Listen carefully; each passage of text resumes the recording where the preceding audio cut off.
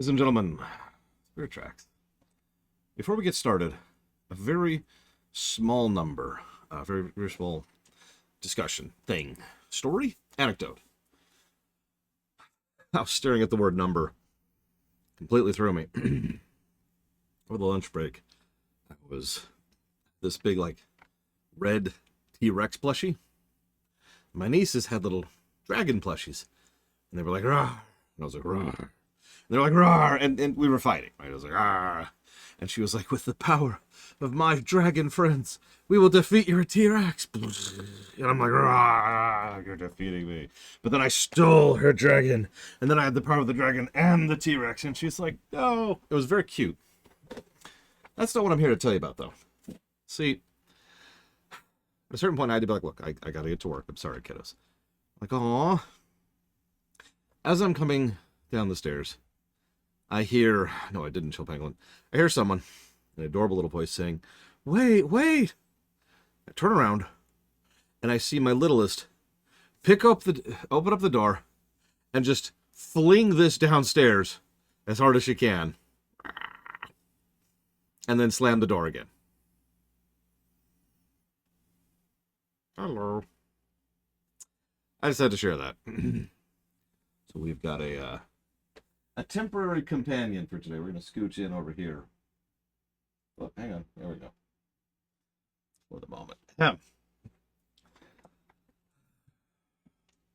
Ladies and gentlemen, Spirit Tracks. God, I hope this is a good game. I don't know at this point. I don't know anything anymore.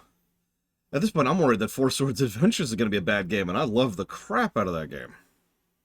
This is Spirit Tracks.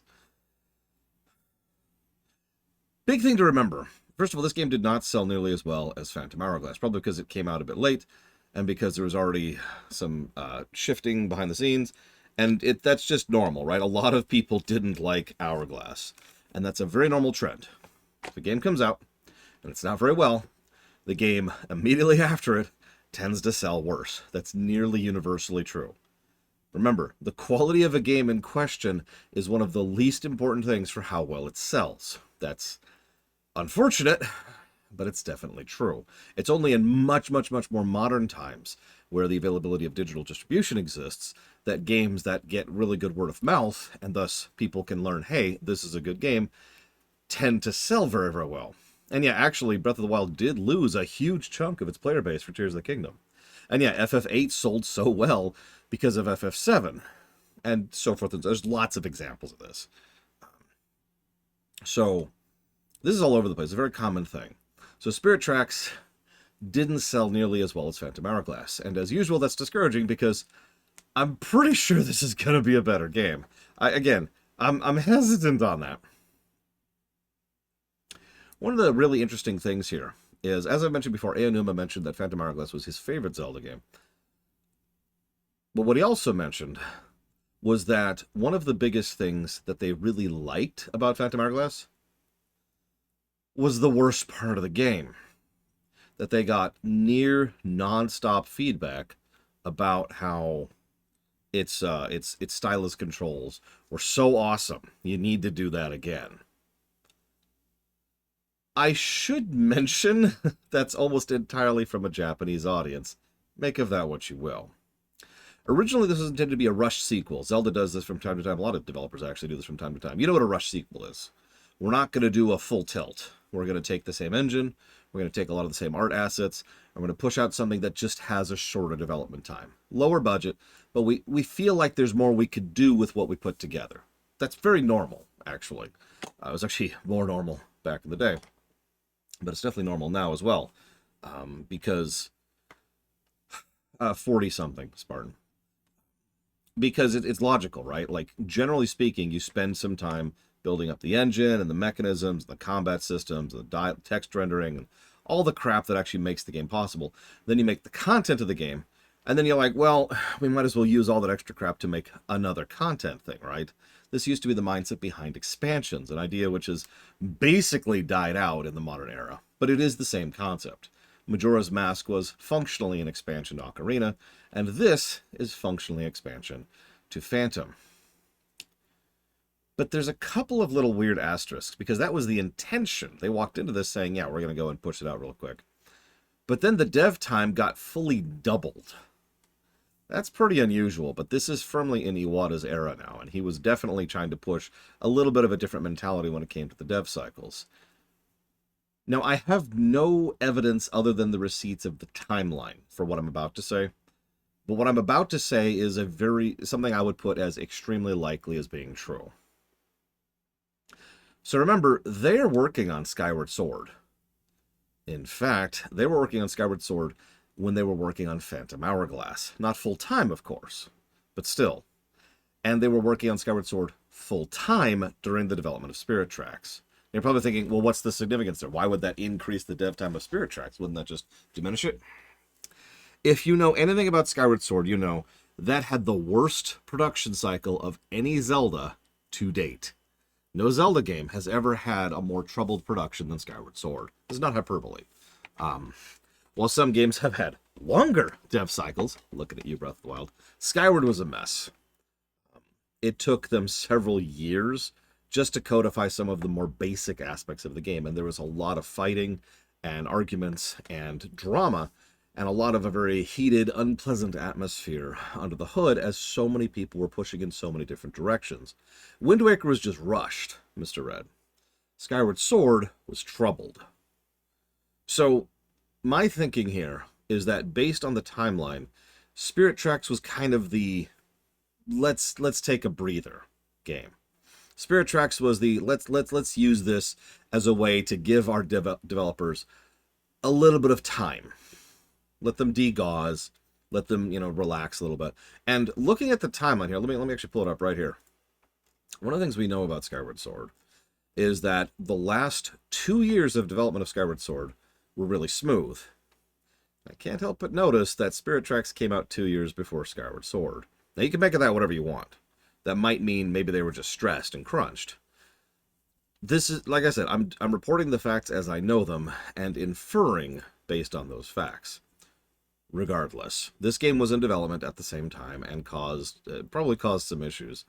But this also led to another bit of a drama under the hood. Aonuma, and I know I just said this today, in fact, but for those of you who didn't watch the Phantom Hourglass videos, Aonuma had been trying to argue for years that Zelda was stale at this point. It needs to do something new, fresh, amazing, and he would continue to try and reinvent the wheel every single iteration from Phantom all the way up to Tears of the Kingdom. He's constantly trying to push the idea that Zelda, that the circle is not working. We need to try something else. Sometimes those ideas have worked. Sometimes they have not. That's the price of trying things, right? And I've already given my opinion on how much I disagree with this concept to begin with. Let's ignore that for a moment. This led to the idea of trains. So, the next big thing we're going to try is trains. We're going to go ahead and have something pushed forward into more like the Steam era. They wanted to have a different vibe and tone with Spirit Tracks, hence the term. And they wanted to really push into a couple of different perspectives with regards to that. The staff argued about the trains constantly. A lot of the staff hated the idea of any kind of pseudo-modern tech, ignoring the fact that trains are like 200 years old at this point, being present in a Zelda game, that it's classic fantasy medieval, don't touch any of that crap. Aonuma pushed back pretty hard on that one. And this is another inference, but I feel like some of the sci-fi elements of Breath of the Wild were part of a similar kind of an argument under the hood.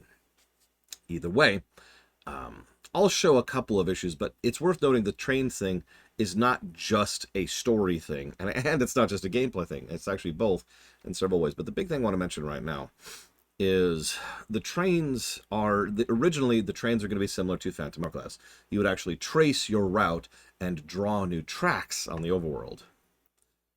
That was at least part of the troubled production of Spirit Tracks, because they could not get that into what they consider to be a workable function. It's not like a ship, right? The water doesn't really have terrain that has to be navigated. But when you're actually laying down tracks on an overworld, that causes so many issues. They were having issues with how the trains were going to connect with each other. They're having issues with how and what you could interact with, and how you could lay where, and how to navigate the train on the actual tracks you're putting. And it was just a non-stop technical hurdle for everyone. And finally, they went with the obvious solution, ejecting that entirely. So you actually cannot decide where you're going. And funnily enough, this is one of the biggest complaints I tend to hear about this very game, is that the game is on rails. That's just for you, Evo. I hope you appreciate that. Thank you, Epic, very, very much. As always, if you give me a moment here, I gotta write that down for block 1, Resident Evil block, and FF16. I'm not actually joking, though. I mean, I am, obviously. I'm not, though. I'm not joking. One of the biggest complaints this game tends to have is that the overworld sequences are completely on rails. You can go one way or the other. That's it. It's functionally a corridor, because you're on a train track. But A&M was like, no, we're pushing this. And so they decided to come up with something to do on the train track. That's probably going to be a gameplay negative when we get there. We'll discuss that when we get there. Let's not get too much into the reads right now. Point being, of other ideas they had, they're like, all right, we're going to do the Ocean Temple again, exactly 100% copy-pasted from the original. However, 2 bits of feedback led to that not being a thing. The Spirit Tower in this game is not, and I'll show this, is not like the Ocean Temple King. One of those bits of feedback was from the developers, who were like, you know, not really satisfying doing the same dungeon over and over. And the other bit of feedback was from the players, who hated doing the same dungeon over and over again. Yes, I know, there are 2 people on the face of planet Earth who actually like doing the Temple of the Ocean King over and over.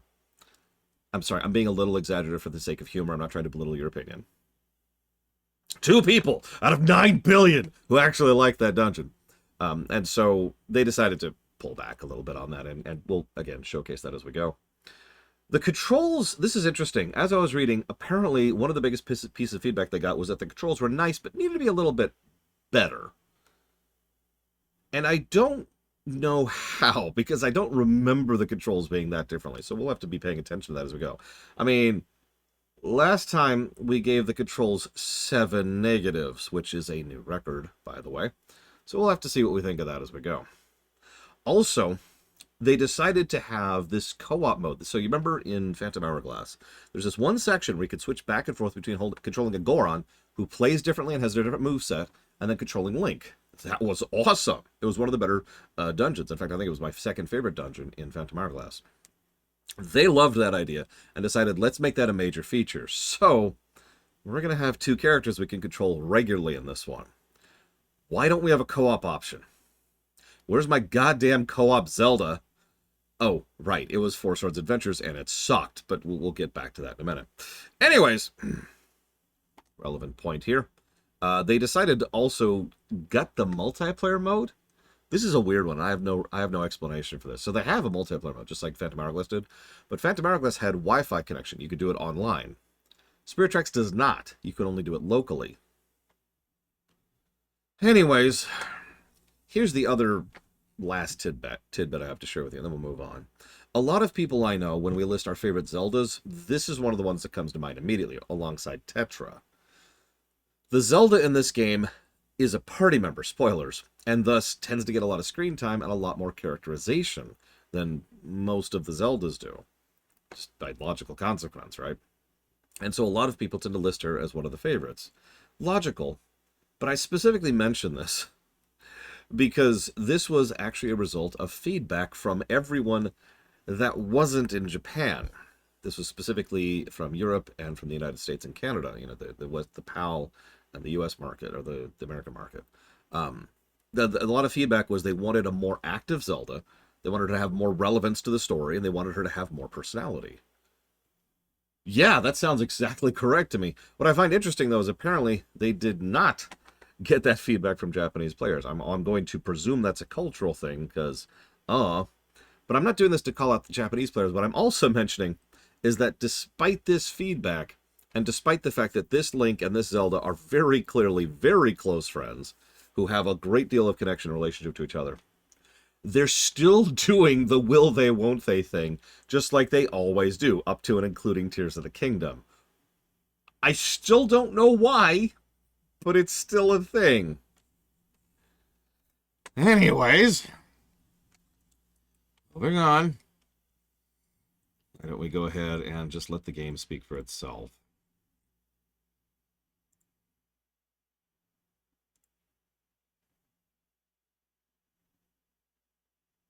Oh, I should probably get the bots going.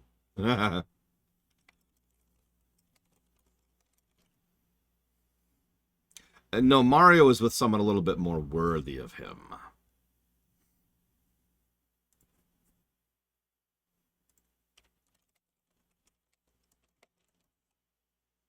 Come on. Bowser's a good pick, but no, I'm talking about, of course, of Pauline.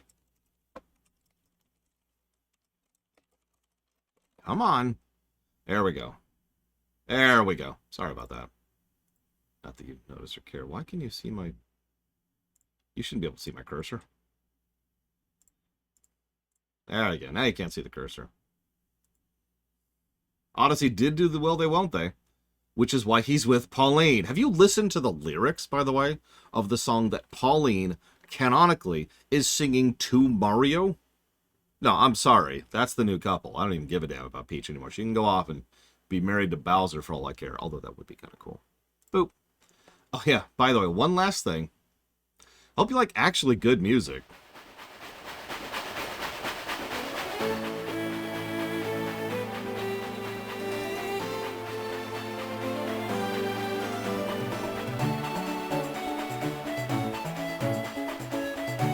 Kind of a Western vibe, you know?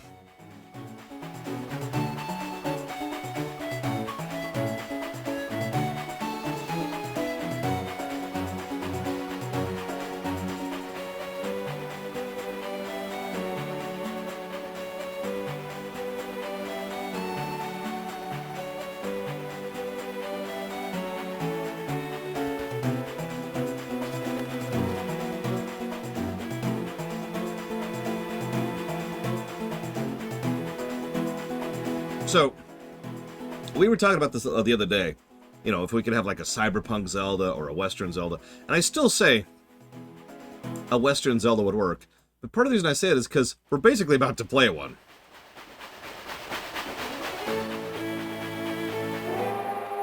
Listen, Evo, there ain't no getting off this train we own. Oh yeah, also the graphics are a little bit touched up. Remember, using the same overall setup as last time. So this is pretty close to what it actually looked like back in the day. That's true. I'll give you that, Javis. So this is obviously Lore's descendant. So just calling ourselves... Because we are actually a direct descendant for once. So let's go with ourselves and say... Aren't you the one who said they should have an 80s Zelda era? Let's go with... Lure. There we go, Lure. Oh, I used to love trains. You kidding me? No, that's dumb, Junkyard. Lure. Son of Lure. Well, that's... So, timeline.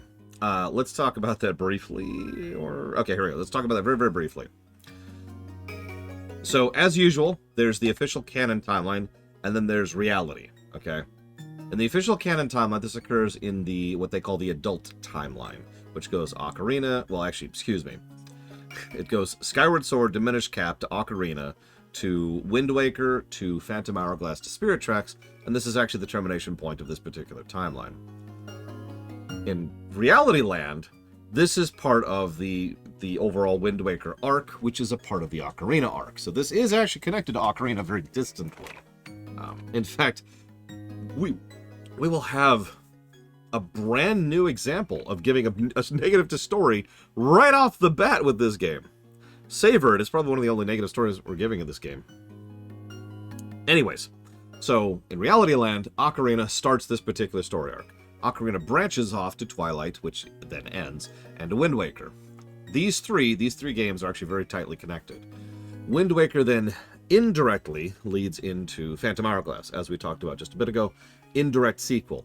However, Spirit Tracks is a direct sequel to Phantom Hourglass. Spirit Tracks is actually arguably a direct sequel to Wind Waker, to be slightly more accurate about that. And that's sort of the problem. So let's move on. I said that all wrong, didn't I? God dang it. I screwed it up. I screwed it up because I screwed up the names. I'm so dumb. All right, hang on. Rewind. Ocarina. Wind Waker is a direct sequel of Ocarina. Wind Waker then has an indirect sequel in the form of Phantom Hourglass, and then a direct sequel in the form of Spirit Tracks. There we go. I forget if we need the 2-screen or the 1-screen. So this is a tale from long ago. The tale of the first settlers of this land. In the beginning, we're going to switch down to here. In the beginning, the people followed the spirits of good, and all was peaceful. But that era of peace soon came to an end. The evil Demon King, no, not Ganon, rose to power, destroying everything in his path. The spirits of good had no choice but to face him in battle. The war that ensued seemed to last an eternity, and much blood was shed. Finally, the spirits subdued the Demon King, though they could not destroy him. Their powers were greatly depleted.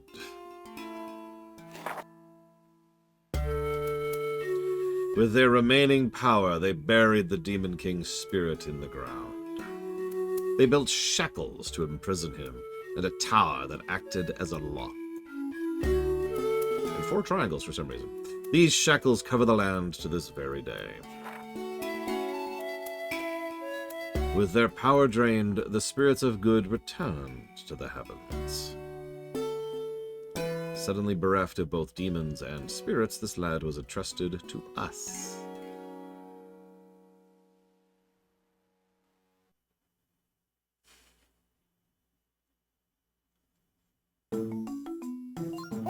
Well, do I know how to tell a story or what? I call it Spirits of Demons at War. I only do this once a year, you know. It's a blasted masterpiece. A blasterpiece. What's this? You fell asleep during my magnum opus.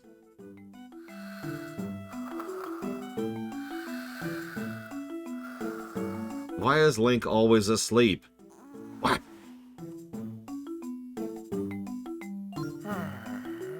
Can't believe this here. You know, Lure, a lot of people would love to be in your position. As my roommate, you get to see my work for free.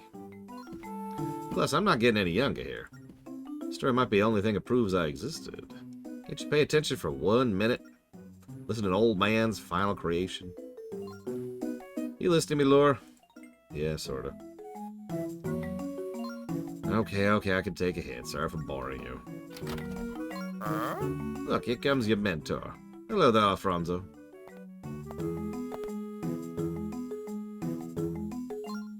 Why are you still here, Lure? Come now, wipe the sleep out of your eyes.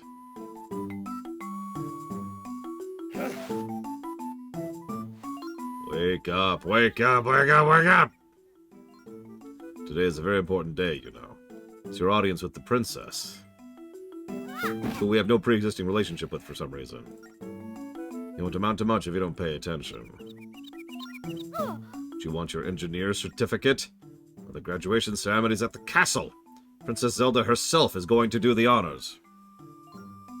I'm heading to the station now, so meet me there. Remember, the station's up the road. Don't get lost. Got it? Good. Get a move on. See you later, Nico. Nico.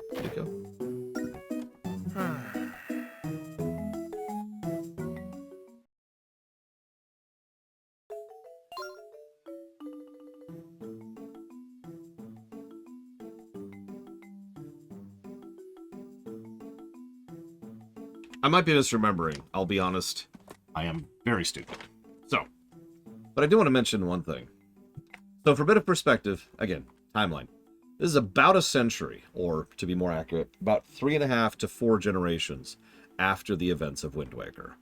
So, decent amount of time has passed, and it makes sense for there to be a new kingdom founded and new infrastructure and all that fun stuff. But that means Nico here is like 120 years old. Anyways, moving on from that little factoid. I just shrug. Originally, and this is not a joke, originally they were going to have more characters from Wind Waker actively be characters in this game. If you ever wonder why the asset reuse is so rampant, they decided to change that around to make some of them different and shift them around into new characters, but they kept him because, and I quote, they wanted at least one connection to the original game. But yes, so let's go ahead and give out these negatives here. Let's figure this out, because this is actually our very first precedence of this kind of a concept. Let me explain. Rather than talk directly, if you were to write a story, and this story has a massive thematic core, a central pillar, one might say, that hinges the entire story around it, and that theme is I don't know, donuts. Just bear with me. And then you make a sequel to that story, which throws the donuts completely out the window and just is the very antithesis of donuts. That's what we call bad external continuity, because it's not just the fact that you're, not thematically about the donuts. That's fine. But you have actively invalidated the theme of the previous game. This will come up in the future if we ever cover Chrono Cross. To name another example of that. One moment, please.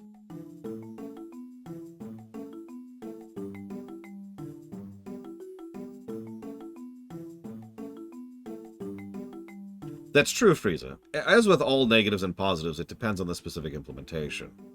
In this case, though, this is pretty clear just straight up negligence, because let me explain. Wind Waker, sorry for cutting ahead because we haven't covered Wind Waker yet. Wind Waker is all about letting go of the past.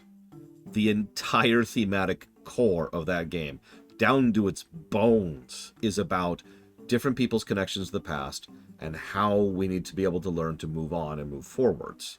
This is true. Yeah, it's about letting go. This is true with this is true with Link. This is true with Tetra. This is true with the kingdom itself. This is true with the king himself. This is true with every individual area in Wind Waker. Almost every major spot we go to in Wind Waker has some sense of how they're clinging to traditions and how that's generally a bad thing.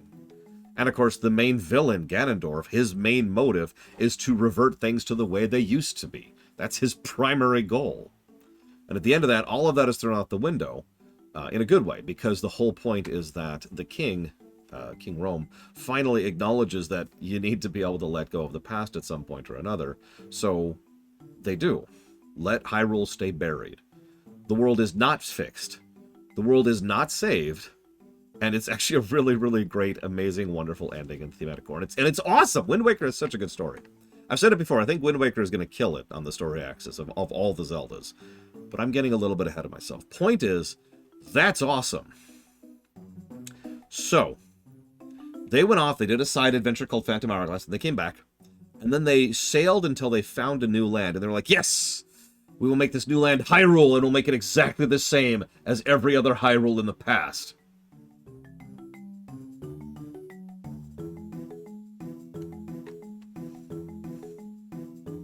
Complete with the fact that they keep naming their descendants Zelda. That tradition continues.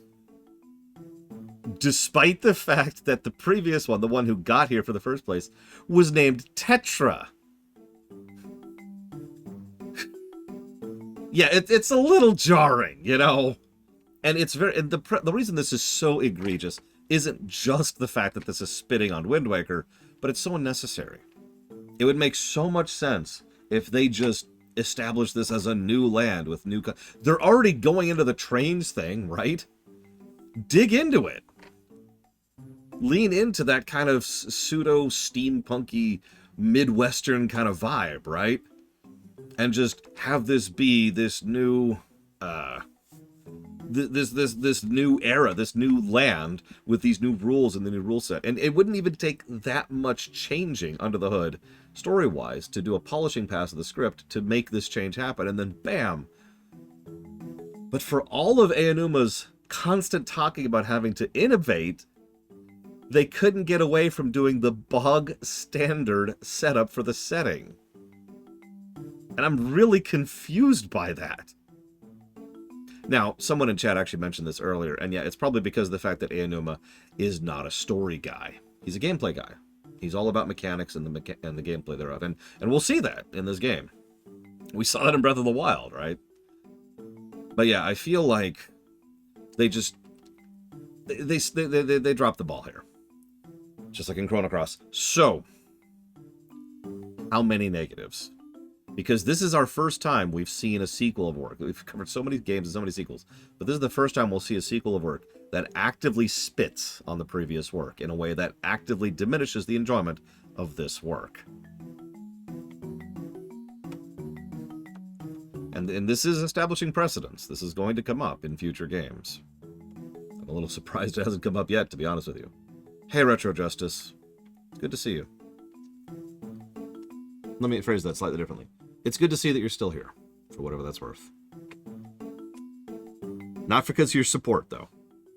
Although I just noticed that's actually an anniversary sub, so I'm going to bow a little bit more. But thank you. I could see two. Let's jot down some questionables. External, continuity. Don't worry about it, Blade 12. I thought about doing Wind Waker first, but the problem is, again, it just doesn't really fit in terms of review purposes. Oh, it totally does, Dream Whisper. Have we ever reviewed Modern Warfare 3?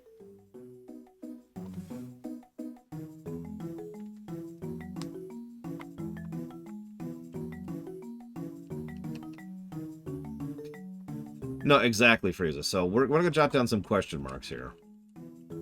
We'll see how it goes. I admittedly don't remember how much it comes up, but I do think the floor is 1 negative, bare minimum. There's absolutely no need for this. Guild Wars 2, FF16, Mario, and Luigi. You are correct, Dream Whisperer, but we never reviewed... We've actually reviewed Modern Warfare 1 and 2. We have not reviewed Modern Warfare 3. Alright, so, same general controls. Except for the rolling, which is noticeably different. Oh, that's already better, though. That's already better. I already like that more. Okay. Good. Little changes are good.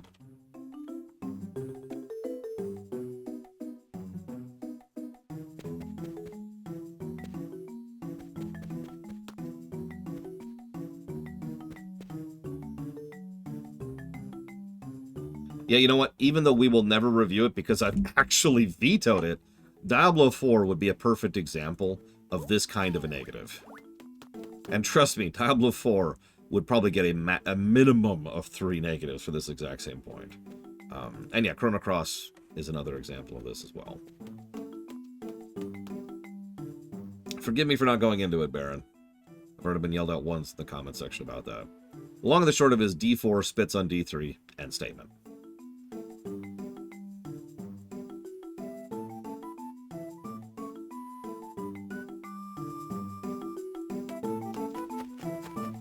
So as you can see, it's pretty much the same general textures, models, assets. Again, that's the point, right? They wanted the development time to be shorter, so they just focus entirely on doing more of the content. I don't know if Last of Us 2 spits on Last of Us 1. Let me walk that back. Sorry. Yes, of course it spits on Last of Us 1. I forgot about the scene. Forgive me. That scene wasn't actually very memorable for me.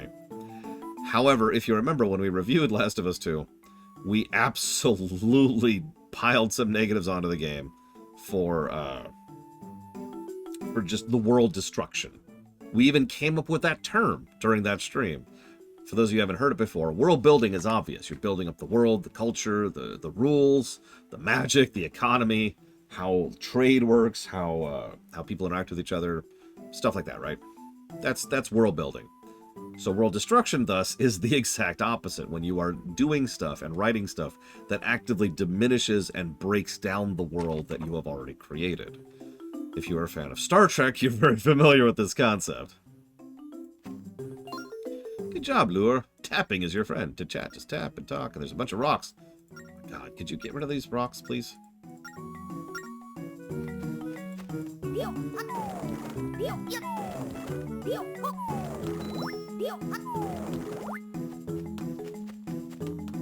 That's a good question, Baron. I'm not sure. Hey, Lure. Today's graduation ceremony, right? How can someone who can't even do a somersault be a train engineer? Oh, sure, I'll roll into the tree with the bees. Oh, no! Ah! Run! Fallout 3 will absolutely get that negative. And I'm sure that'll make certain Fallout 3 haters salivate.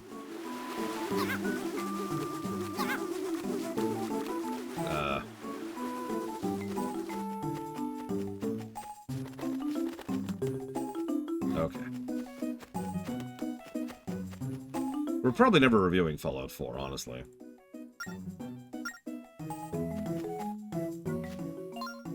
I notice this town is crawling with doves. Who cares about doves? They might be pretty, but cuckoos are where it's at. Oh, yeah. Someday I want to raise so many cuckoos. You can hear them clucking a mile away.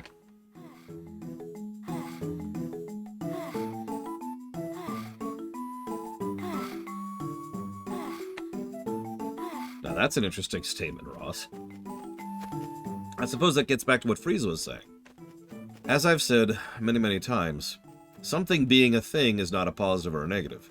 Something being a good thing is a positive, and something being a bad thing is a negative. So there are plenty of...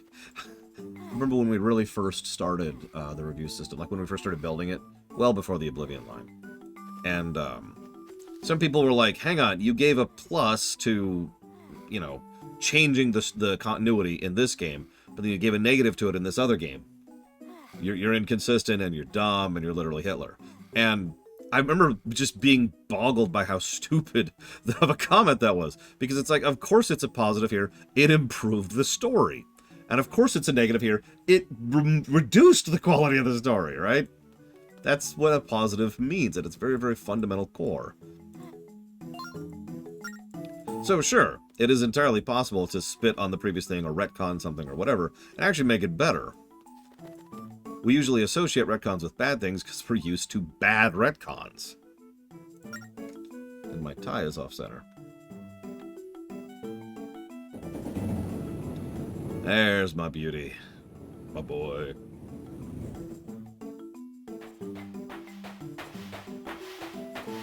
What a hunk of junk! Oh god, don't even remind me of Superboy Prime.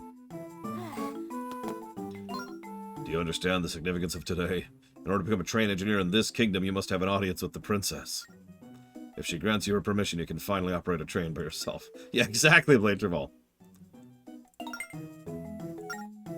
One last thing. We have to do our final exam. You need to get to the castle in 300 seconds. Oh yeah, there's the track. You can kind of see them here. They should be at least a little bit visible. You can also see where the future tracks will be, too.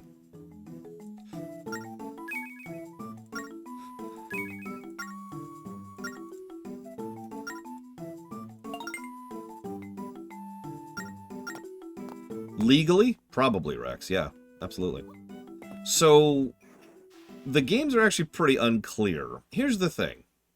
This link is... Hang on. Banger alert. Hang on. I hate to pause. I'm sorry. So, yeah. Link and Tetra from Wind Waker were clearly an item. And they were clearly going to hook up, and when they get older, they were probably going to have children, right? That makes sense. I'm not trying to ship, I'm just speaking as a writer, okay? So, duh. Then, fast forward about 4 generations, and now we're here, where there's a Link who's over here, who has nothing to do with a Zelda who's over here. Question mark. Now, this is something that can be explained, but to my knowledge, it never is. Instead, there's just a Link over there, and a Zelda over here, and now is the first time they're gonna meet. And it's like, why? It's such a weird, unnecessary thing, you know? Yeah, sorry, Zelda the 5th. Anyways. Oh yeah, this is what I was remembering. This is, I can't believe I wasn't remembering this. Remember how I mentioned how I feel like we could go faster in Phantom Hourglass? It's because of this. Because there is a go faster in Spirit Tracks. This is the gearbox. Slide the lever up and down, change speed. There's the pause, emergency brakes.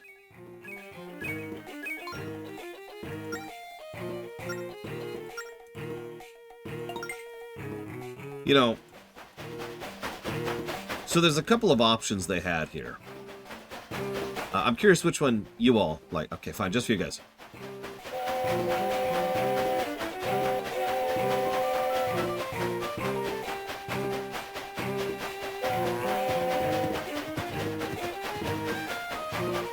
Okay, that's funnier than it probably should be. Or perhaps funner than it probably should be. Yes, the pig cows, or whatever, I forget what they're actually called. Okay, so it looks like... Uh-oh. Off the tracks! Off the tracks! So we need to turn right here. We need to turn right. There we go. Yeah, I know, thank you. Let me turn right. Let me turn right! Oh god, we're out of collision course! Because of your tutorial! There we go. Ahem. Hang on, give me a sec. I got the timeline right here. So Twilight Princess was 2006, Phantom Hourglass was 2007, Tracks was 2009, and Skyward is 2011. And there's your time range. Thank you for the sub, Ginkgo. As always.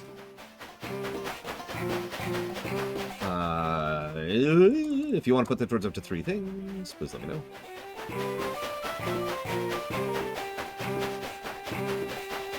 I was talking. Oh shoot.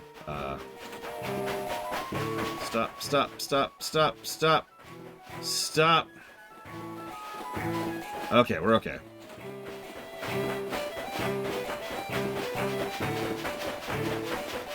Well, I mean, yeah, as I mentioned earlier, in the last 10 years we've had 3 Zeldas. Which is, the biggest dead period of Zelda games in history. Ever. We're not going to beat that, are we? Do you think we're going to beat him? Do you think we're going to beat him? Should we go for it? Should we go for it? Oh, God! Oh, God! Oh, God! Okay. Okay, we're okay. We're okay. Yeah, by the way, you can totally die doing this. Not actually a joke at all. And you are timed.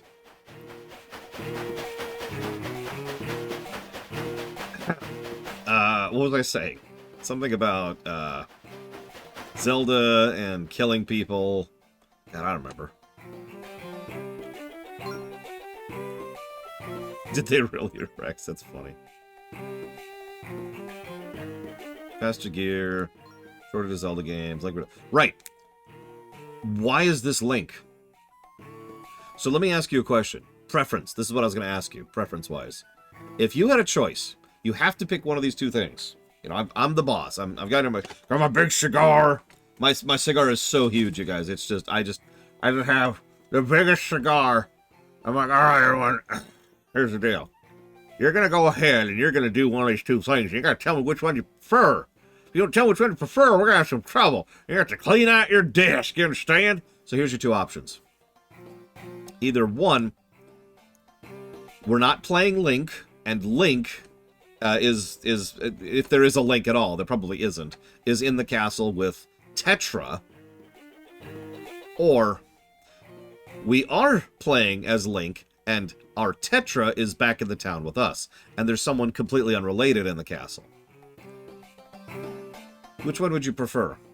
If I'm not making it obvious, the bloodline and the overall the descendants of Link and Tetra should either be where we start the game as the main protagonists, or the people supporting us in the kingdom, not both. That's my big issue here. Because making it both makes no freaking sense. Sorry, what I'm sorry. What I meant by that was that makes no frickin' sense.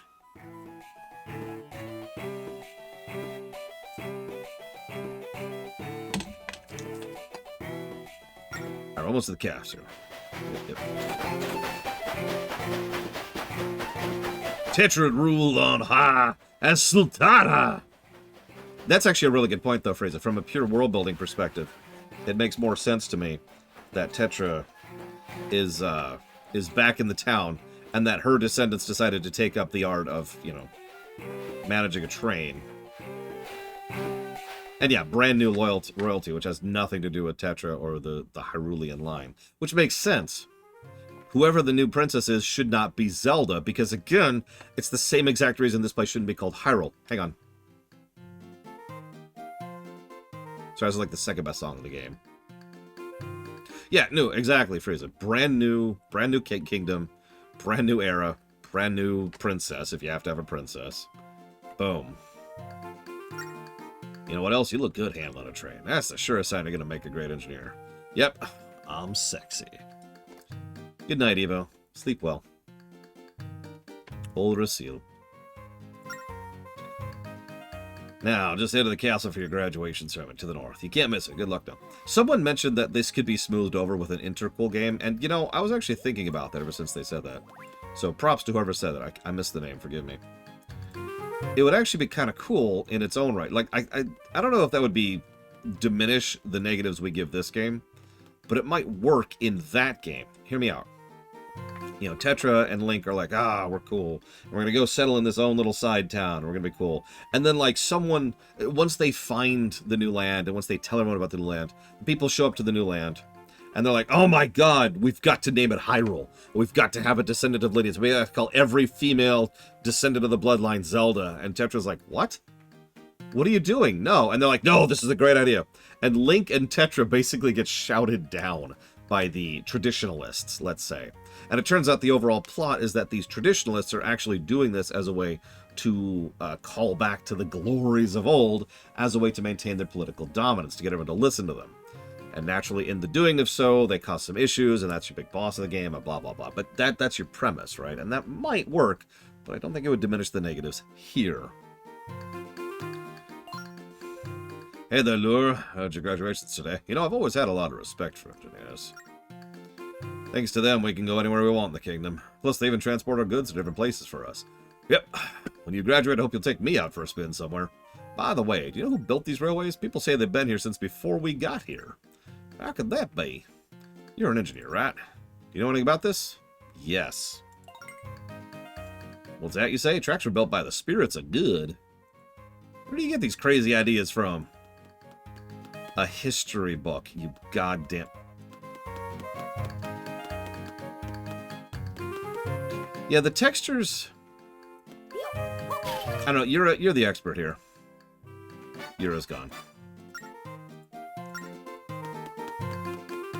They look different. I'm hesitant to say better, but this reminds me of late DS as opposed to, well, early DS in terms of texture usage and graphic style. Yes, we're already getting star bits. That's a good point. Do books survive a massive flood? Yeah, 2009, I think. Hang on, let me double check that. Yes, 2009. In fact, yeah, we're just 2 years out from the 3DS at this point. I mean, Explorers of Sky just blows us out of the water. Visually. Hello, Lure. Today's the big day. Becoming an official engineer. You know, I've been raising cuckoos recently to sell in different towns. Once you graduate, maybe you can help me transport them. Wouldn't that be fun? City is the biggest in the kingdom. Hyrule Castle. I like how our outfit, too.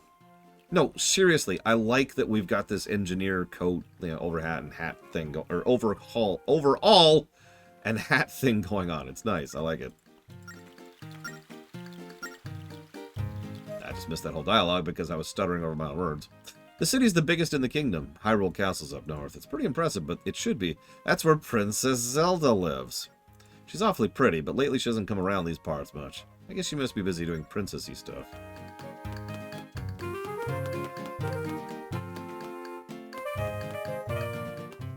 Yeah, exactly. I think you're right. I think it's more kind of the doodads approach. This isn't a place for kids, kid. Run home to mommy. You got it.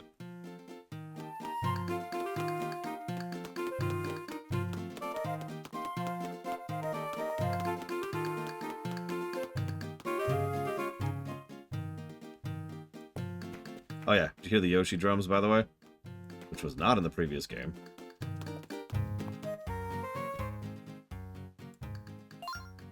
Hello, welcome to my store. We have many fabulous items.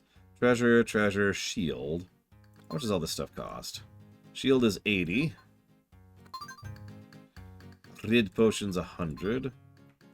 Postcards are 100. That's gotcha, if I'm remembering correctly. And there's this weird guy over in the corner. I don't know who he is, but I feel kind of weird about him. That's true, Rex. So we'll see if it's worth it. Here, I'll jot it down as a maybe, because it definitely wasn't worth it the last time. Music.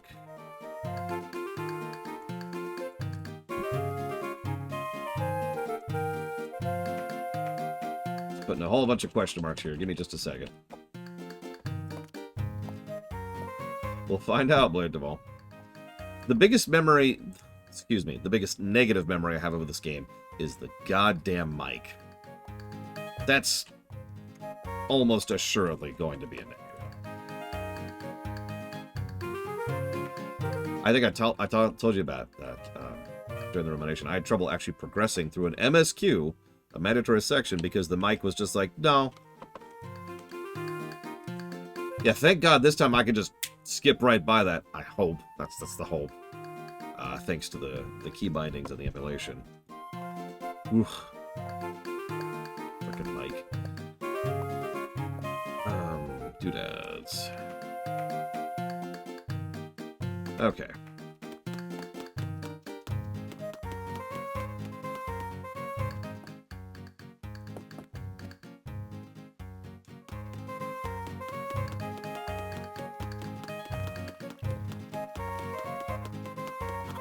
I'd say they built up a lot, but honestly, it's been a century.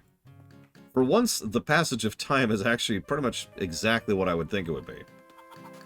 They've had about 4 generations to sit down and, rejigger this place, this mostly unsettled terrain, into a kingdom. Although, in case you missed that, let me make this very clear. The big battle against Malladus in the past, that happened before the Hyruleans ever got here. So, big battle in the past, they sealed away Malladus, and then the spirits went away and were sealed away. Then, an unknown period of time passes, and that's when Tetra and crew find the islands and are like, aha! This will be our new home. And then, all of the people from the Wind Waker game, are brought in and settle the land. Make sense? And hopefully that answers Yura's question that she just asked. I'm no good at long-winded introductions. I'm just an average guy who works the postman gig to get by. You can call me Postman. All my friends do. Yeah, I was actually thinking about that. We know that Hyrule, historically speaking, usually sits in a valley. I mean, that's actually true in a lot of the Zelda games, including Breath of the Wild. So it makes a degree of sense that it would be, flooded and not flood the entire world. But still... Speaking of names, you're Lure, right? I've got a letter for you, so I'll just jump right in and read it out loud. Oh, that's the way we used to do things, but no more. Apparently, some folks thought our reading their letters out loud was rude. So now our policy is to just hand-deliver the mail unopened. Here you go.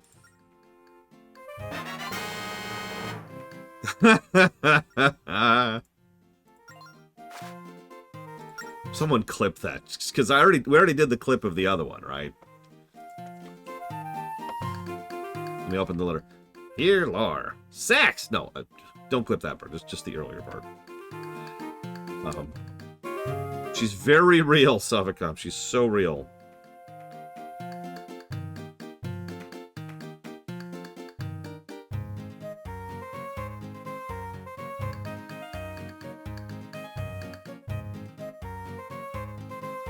Yeah, we clipped the last time we made fun of that exact thing.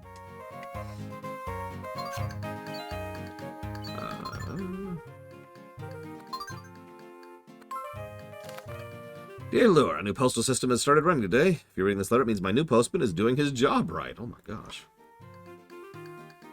He's as hardworking and efficient as they come, so be nice to him, won't you? We'll be in touch again if anything new comes up. Yeah, I've got a bunch of Canadian viewers, actually. But the joke only works if it's Canada, because that's what the joke was here in the States for the longest time. Like, that's such an old joke that that's the kind of thing they would say when I was in grade school. Is, oh no, I'm definitely dating this girl up in Canada. Wink, wink. Then again, I grew up in Southern California, so maybe that's part of that. Because if you say Mexico, I mean, that's just like 10 hours that way. Or 10 miles that way, excuse me.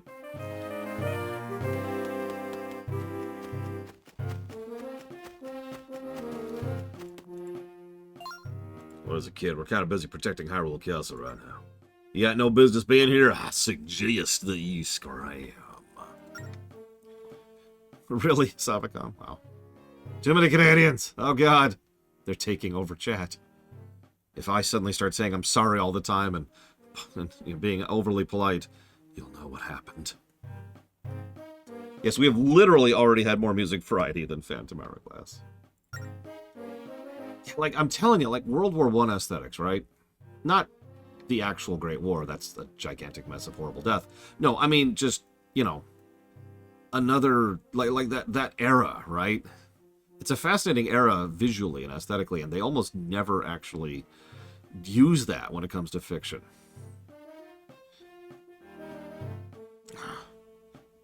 Sorry, fingers. God, toes are giving me issues. I'm here for the ceremony. I completely forgotten today was the graduation ceremony. I didn't know they gave engineer certificates to little kids like you. Fnarf, fnarf. Well, go on in.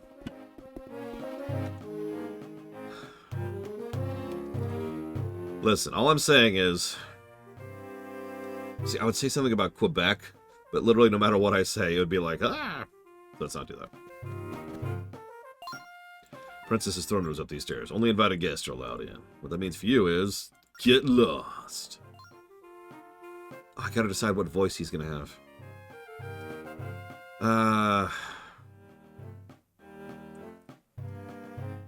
I don't want to do Ferengi for him again, but I don't know. He's going to be talking a lot. What's all the commotion here? Oh, good day, Chancellor Cole. Okay, Lithuanian accent, you got it. This boy says he's come to see the princess. Well, that's so. Are you here for the ceremony? But you're so young. What a waste of resources. Spirit tracks are vanishing, yet the princess insists on performing these ridiculous ceremonies. Well, come along, boy. Let's get you to your ceremony. Follow me. Don't just stand there drooling, pirate. Move aside. Yes, sir. Actually, like Texas oil baron, would be a perfect voice for Cole. I'm serious. I think that would fit. I can't do that. Because I can't do a proper... Hey, look, Tetra. We venerate Tetra.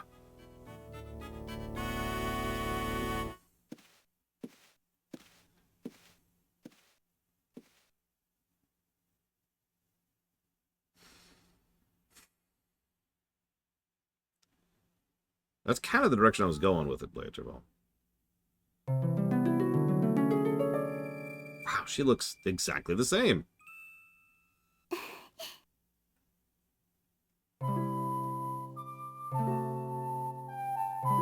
Tradition. Raising your head without permission, you little ill-mannered urchin. Yes, urchin, not urchin. It's an urchin that lives in a yurt. Don't pay attention to Chancellor Cole. You must be the... Yeah, Tetra, your skin got white. What's your name? Now, I'm not trying to start a thing, but Tetra having tan skin made sense. She was a sailor in a world dominated by ocean and islands. Of course she was tan. She got sun like 24/7. Oh, Lure's a wonderful name. Well, Lure. Oh, yeah, by the way, she had to ask our name. Sorry, Frieza, so confirming 100% here. She didn't even know us. She had to learn our name right here and there. So, yeah, no connection between the two. I was right. I wasn't sure, but I hereby proclaim you. We're wasting our time here, Your Highness. Please just hurry up and finish this foolish ceremony.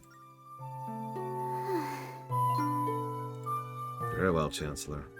I mean, I'm not, like I said, I'm not making fun per se. I look pretty white, but a lot of that's because of the lighting and the fact that I don't get as much sun. I actually tan pretty dark if I get a lot of sun. So it could be something like that, right?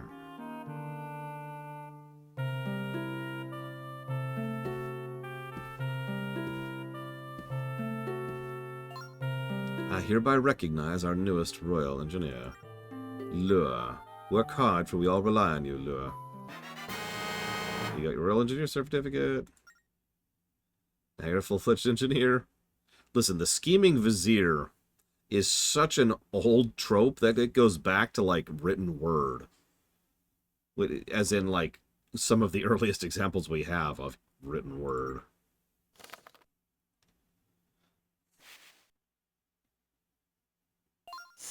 Shh, take this. No, don't say a word right now. Read this later and beware of the Chancellor.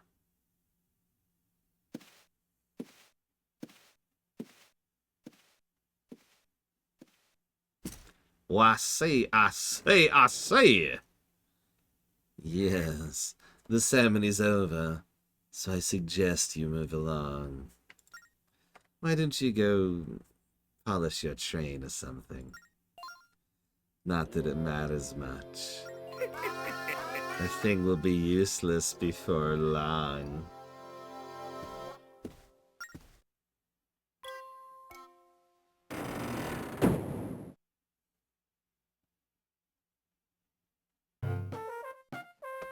Okay, that's interesting.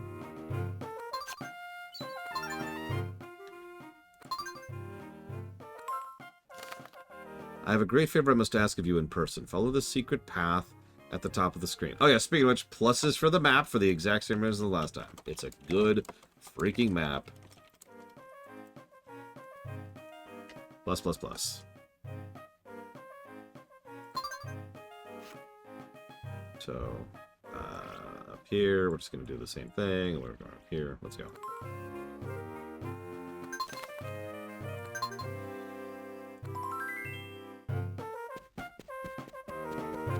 You must obey the princess. Oh yeah, by the way, did you catch that?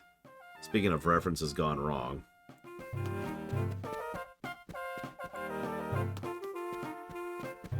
Alright, Cole, we've decided to ram this train up your ass. Huh?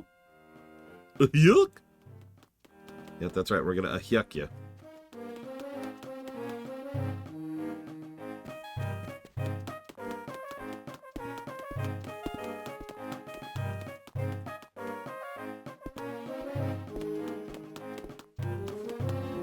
Goofy can take it. Yeah, Goofy's strong. He's got this.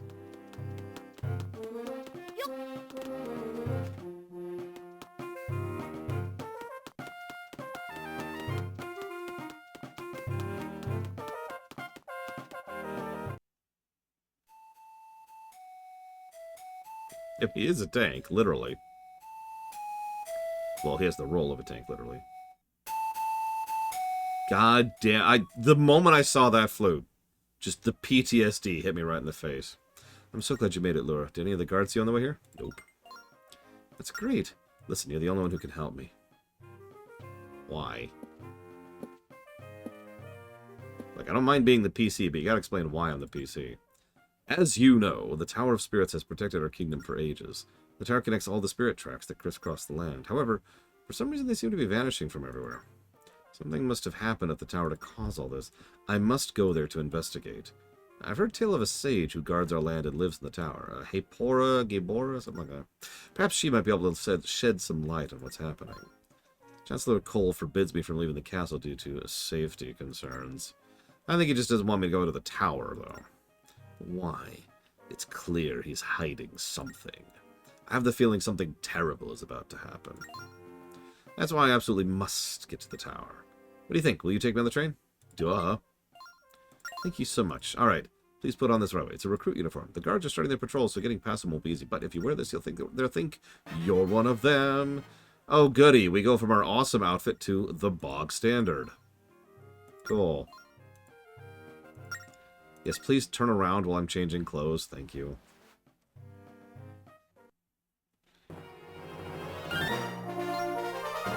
Looks good enough, I suppose.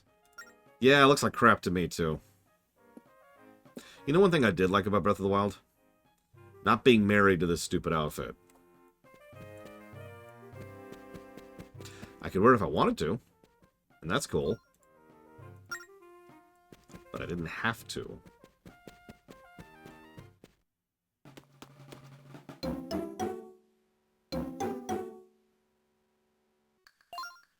These guards are pretty serious, so just pretend to be a new recruit.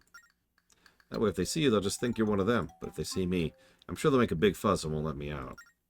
Please help me get past the guards without letting them see me. Yep, so this is our tutorial for, this. Also true, Frieza. Very good. Or very true, sorry. God, I'm just splitting up my words all over the place, aren't I? So, we could summon her, and we could draw her. Not like our French girls, though. That's different. So I'm just gonna be like...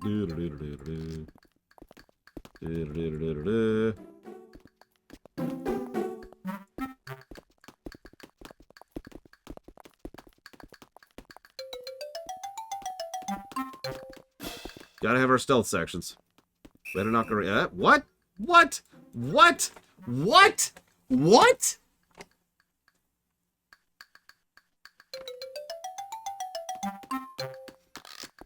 No, Mr. Red.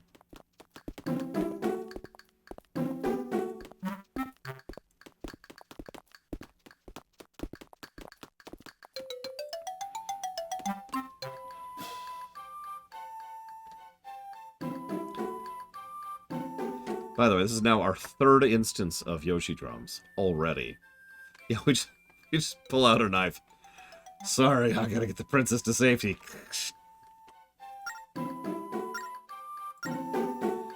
I hereby vow to do my best to kidnap you, Your Majesty.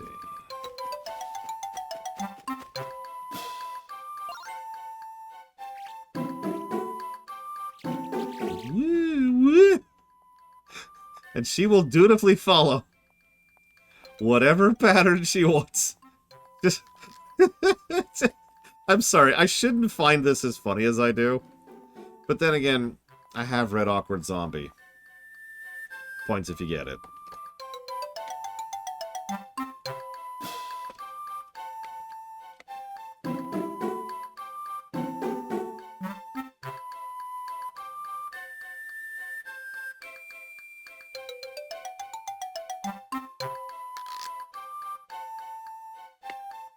And just for the hell of it, here you go. Here's a link to the exact comic I was just referencing, because more people need to be aware of Awkward Zombie. Awkward Zombie is awesome. Oh god, that's hard to control. You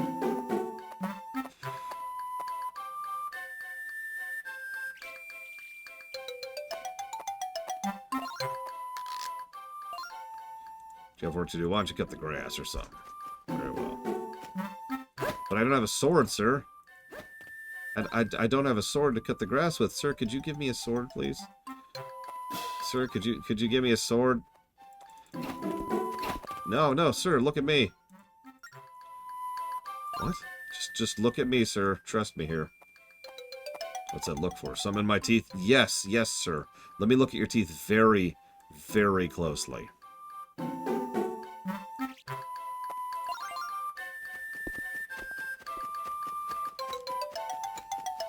That's not much of a paragraph, Spartan, but I'll forgive you just this once.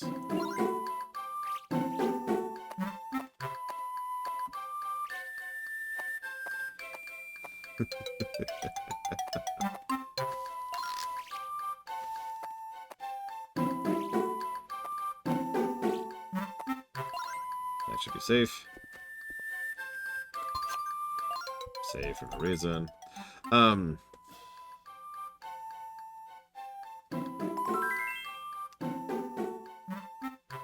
Character origins. I actually have quite a few, Spartan. Give me a moment, though. Because first I have to be like, look how strong I am, yeah. Look what I can do, dude. Behold my power. Don't you want to turn around and look how strong? Hey! Hey, look at me!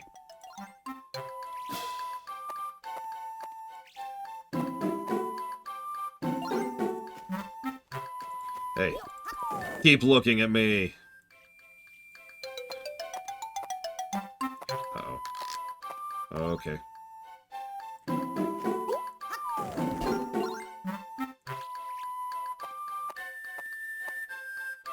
I don't usually do ancestral family stuff unless it's for something real, like the X-Stand. Alright, I'll let you go. This time. What?! God damn it. So here's the downside of this section. This is where we restart.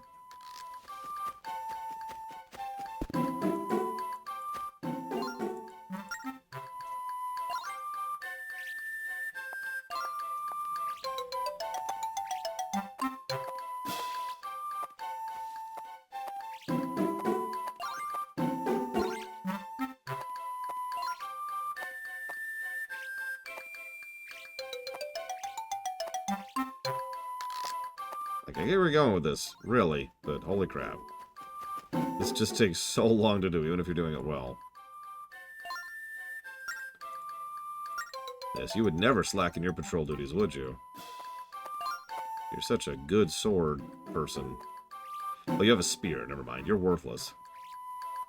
Yeah, the music loop is a little bit too short for how long they pretty much knew you were going to be here.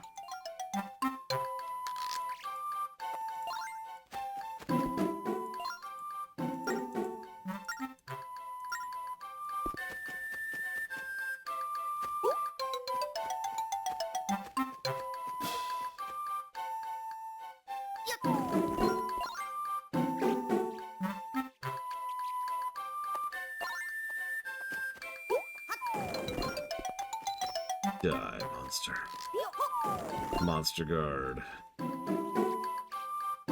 Run! Run, Zelda. Run for the hills. I was right there, too. That was so frustrating.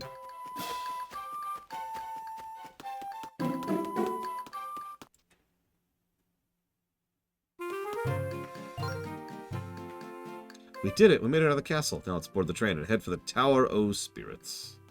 It took you so long, Lure. Did you keep me waiting just so I could change clothes? Oh, hello, Your Highness. What are you doing here? Hello, Alfonso. Have you been well? God, you're pale. Paler than we are. We need to get you some sunlight, girl. You're looking like a ghost. I'm so sorry we haven't spoken since you left the castle guard. I must admit, I miss hearing your bellowing orders in the courtyard. Too kind to me. I'm sure hearing me yell all day was far from pleasant. You shouldn't distract me with talk about the old days. I'll just come out and ask, what are you doing out here without a proper escort? Are you responsible for this lure? I asked for his assistance, and I hope I can count on your help, Alfonso. I feel much safer with you at my side. Please come with us to the Tower of Spirits. To the Tower of Spirits? What for? We don't have time to discuss it right now. It would take 5 seconds to explain. Well, okay. What if something happens? Something happens is exactly why I need you, you idiot. You were once the greatest swordsman in the whole kingdom. Moron. Yeah, but that was a long time ago. Now I'm just a simple train engineer living in the countryside. I can't be more than that, but I'll come along with you if you wish. Thank you, Alfonso. Okay, to the tower. All aboard? But that's my line.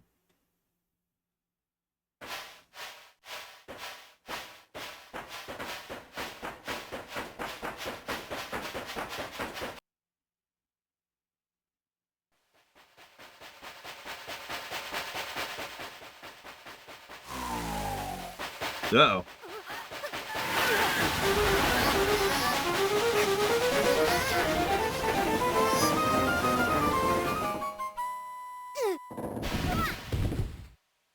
Sure.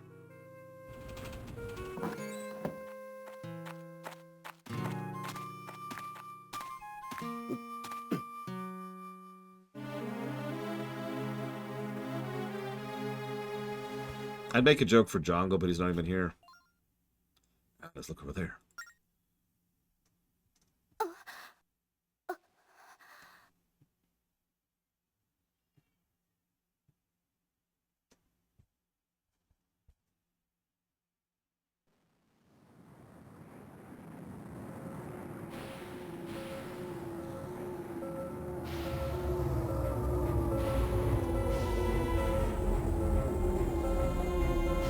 wouldn't worry about that. Purple is usually a good color, right? It means good things are happening.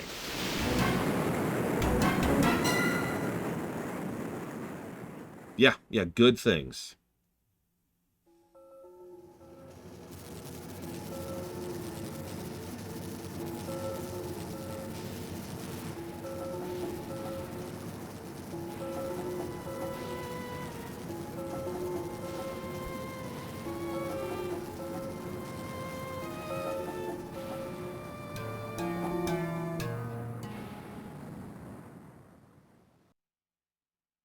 Yeah, when you see that kind of mass destruction, it's a positive thing, you know?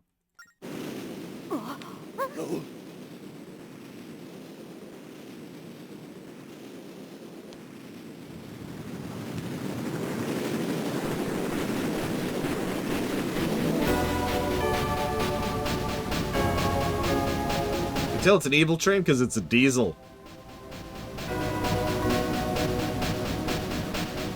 Like, 3 of you are going to get that joke.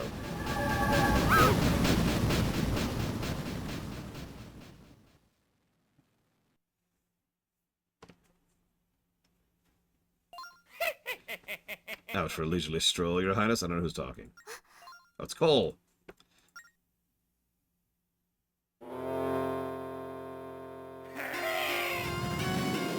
Well, that didn't take long for him to show his true colors.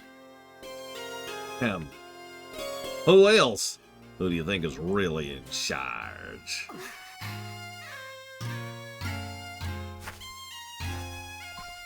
My goodness, pretending to be human is exhausting. Who knew a chancellor was just another word for royal babysitter? Ugh.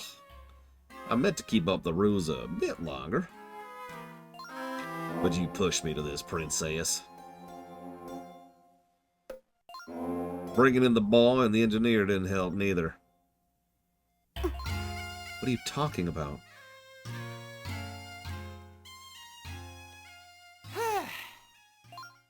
I'm talking about your infernal meddling. Now those vile tracks are disappearing. The time is finally at hand. All we need now is a little help from you, Your Highness. I don't know who these two are, Your Highness. With your permission, I'll be happy to teach them some manners. You should recognize the other guy, dude. How gallant, how brave, how incredibly foolhardy. Enough out of you. My family served the royal house for generations. Because, you know, tradition. Melodrama bores me. Burn, would you kindly dispose of this fool? This man speaks the truth, Cole. His movements are not those of an amateur. But he is only human.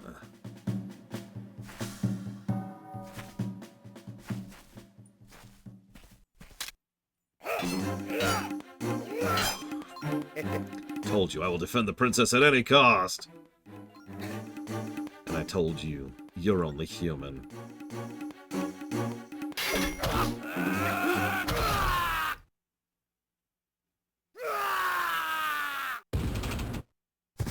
Oh, he did. That was a spine right there.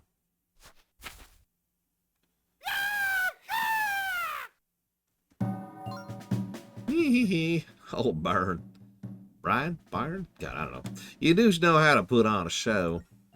It was hardly a fair fight, Cole. I'm too cool for these kind of things. Help me, Lure.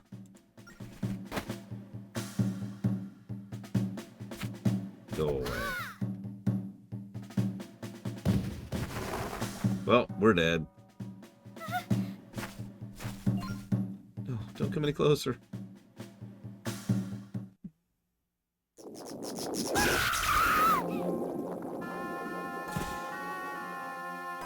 Dee-dee. Dee-dee. Dee-dee. Dee-dee.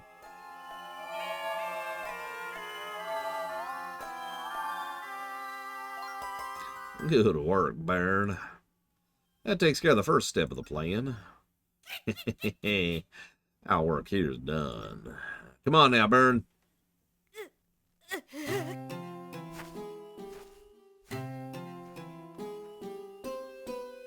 Power. I need more power.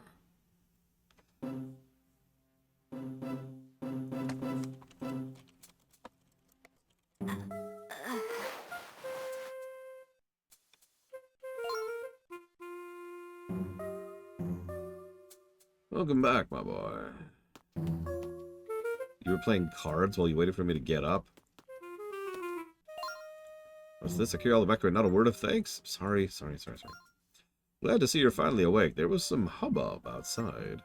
When I went to investigate, people said the spirit tracks were disappearing. At that point, the guards brought you and Alfonso in from inside. Both of you were out cold, so I've been waiting for you to come too. Now tell me, what happened? So Princess is dead, the kingdom's doomed, and we're all dead. Any questions? So what you're saying is, Chancellor's some kind of monster and kidnapped Princess Zelda. What a story. You're just pulling my leg though, aren't you? No. So it's true, you're saying. What? So what you're saying is the princess has been kidnapped? I must inform the princess at once!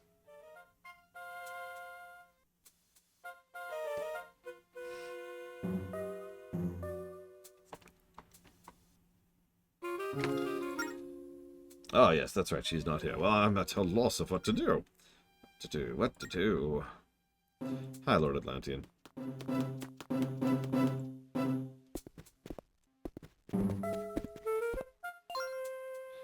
We're all waiting to see what's going on with the disappearing spirit tracks. And you know where the princess and the chancellor are? We could really use their help right now.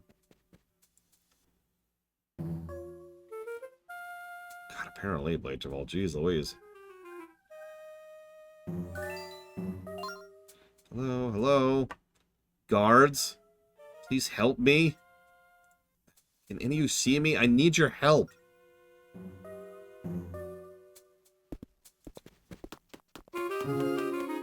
So some of you are probably wondering why Zelda was a ghost in the opening sequence. Don't worry, she is a party member, I swear. She's just, you know, dead. They had to kill Zelda for her to finally become part of the party. Help, I need your help. Why can't anyone hear me?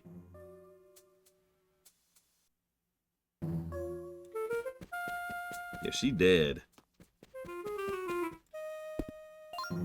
Thought I saw someone moving out of the corner of my eye. This guy's gonna be awfully creepy at times.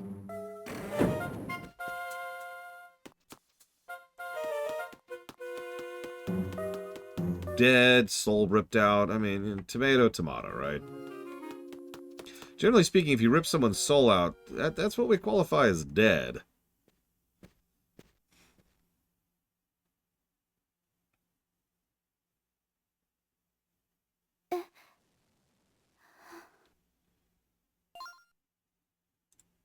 Can you see me, Lure? I must apologize to Alfonso for what happened, and to you, too.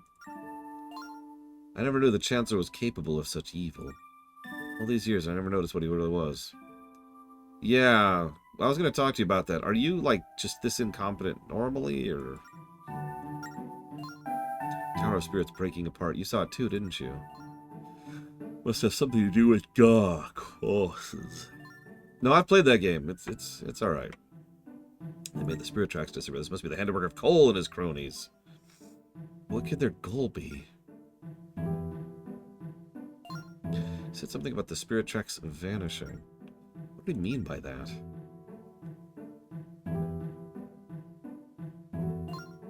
Why would they take my body away with them? What will they do with it? Zelda, Oh, I'm sorry. Seems I'm much lighter without my body. Yeah, that'll do that. Listen, Lure. Let's try again to go to the Tower of Spirits. Oh my god, yawning! Now more than ever we must find the Tower Sage. But before we go, I want to show you something.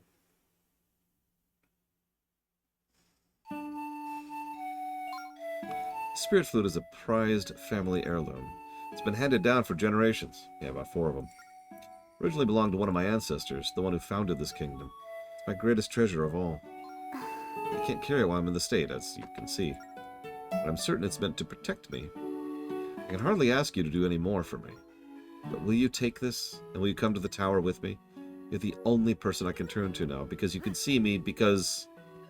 not explained. Remember, we are not the hero of destiny. In this timeline, there is no hero of destiny. That's one of the major points of Wind Waker, is there was no hero of destiny. And that just screwed everything up.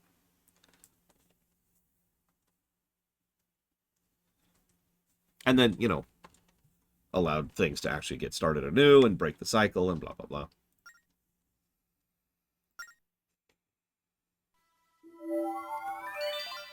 Thank you so much, Lure. Shall we go? I shall travel with you. You got the Zelda! It's been, what, like 10 games? We finally have Zelda in the party. Wait just a second. The tracks are gone. Even if they weren't, we don't have a train. How can we get to the Tower of Spirits? Oh, I know. There's this brand new thing they just invented. It's called walking.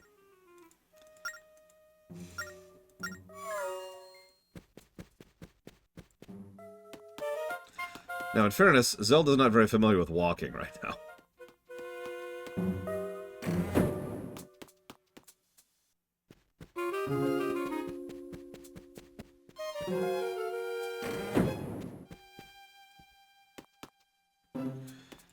Yes, Blue Fusion Bolt. You know what they could also do? They could even make it good. That'd be wild.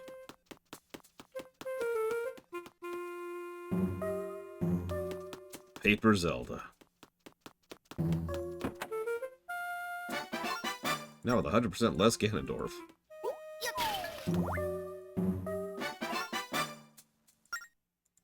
It's kind of icky, but has treasure written all over it.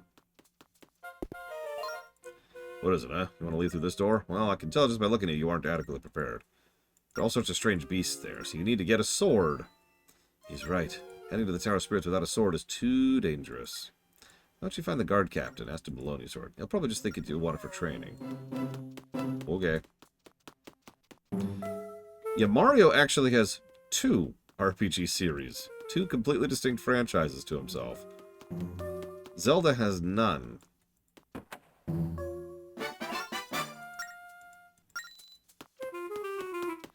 Oh man, that would be cool. Spear-wielding Link. But that'd just be Breath of the Wild at that point.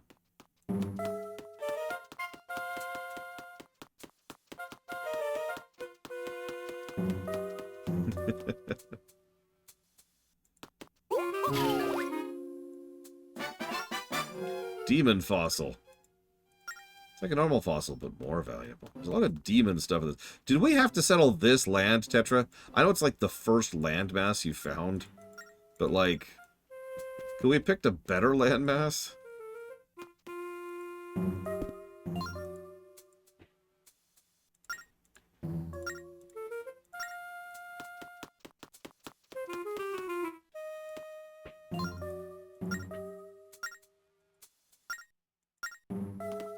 He is completely useless.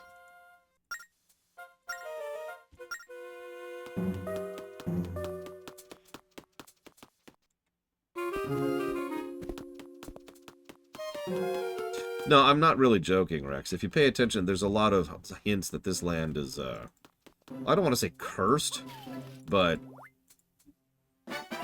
you know, has stuff like that all over the place. In other words, that this was a... Well, no, actually, cursed is a pretty good word. This is a pretty cursed land. But it was land, so they're like, ooh, let's settle it. Once again, Tetra, I question your judgment in this matter.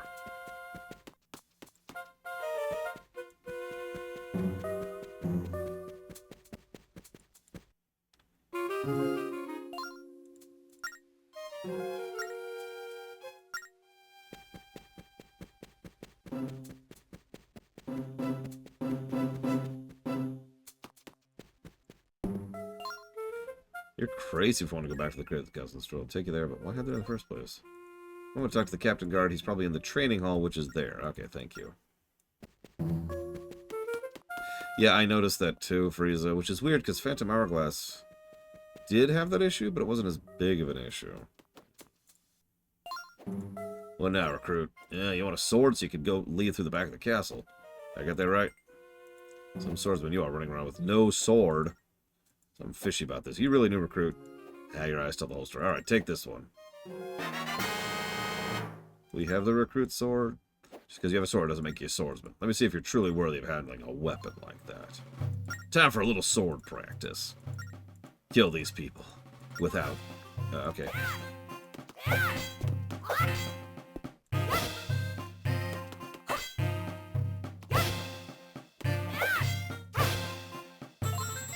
Good, good. Now do the side slash.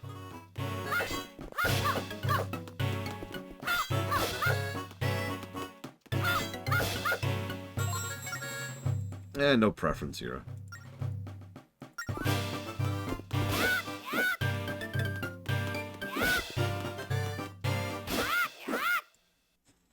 I probably wouldn't play a Zelda roguelike, but then again, I'm really picky when it comes to roguelikes. They might actually make it good, so who knows. You did a wonderful job. That was just amazing, Lure. Now you have a sword. We can exit through the sword in the back, or the door in the back. Also, I like how you spelled that word wrong twice, Act. You said Rogue Link, and then you corrected yourself to Rouge Like. I liked Cadence for what it was, but I don't think I'd play it over and over. I'll probably play it at least one more time. At the very least with my nieces. As co-op.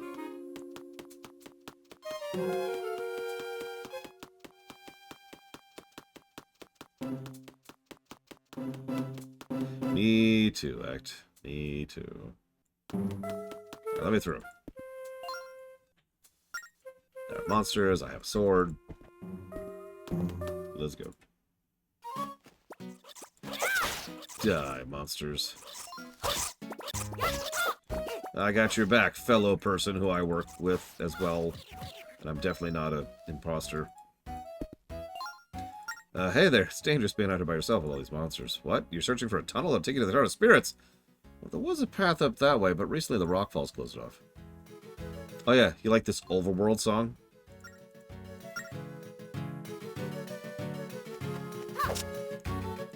Compare this to Phantom Hourglasses.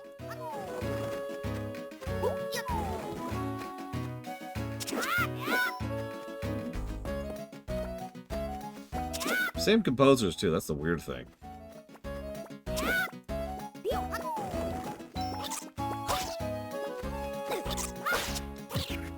Yeah, I'd say this is probably in my top 5 range, personally. I'm not sure the exact order, but it's definitely up there.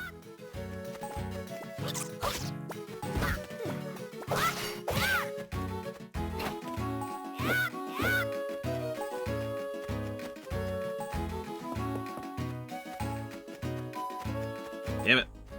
Oh.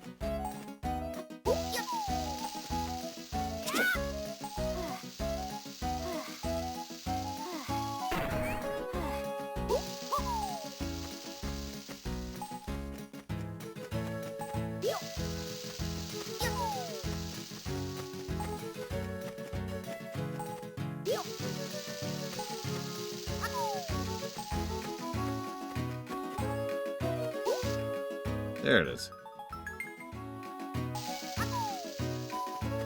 Yeah, just bomb every wall. We'll find it. We did. It's awfully dark here and kind of damp, too. Is this really the way to the tower? Sorry, I was just thinking out loud. Come on, Lure. Let's go.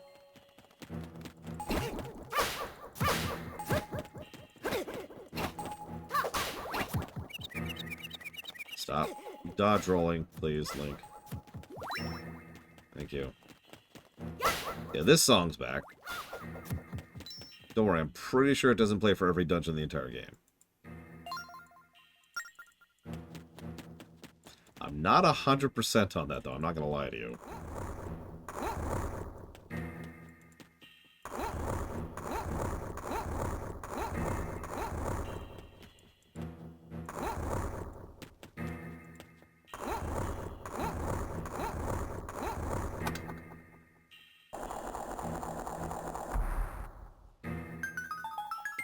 You know, that's a good question, Gecko. I'm not sure.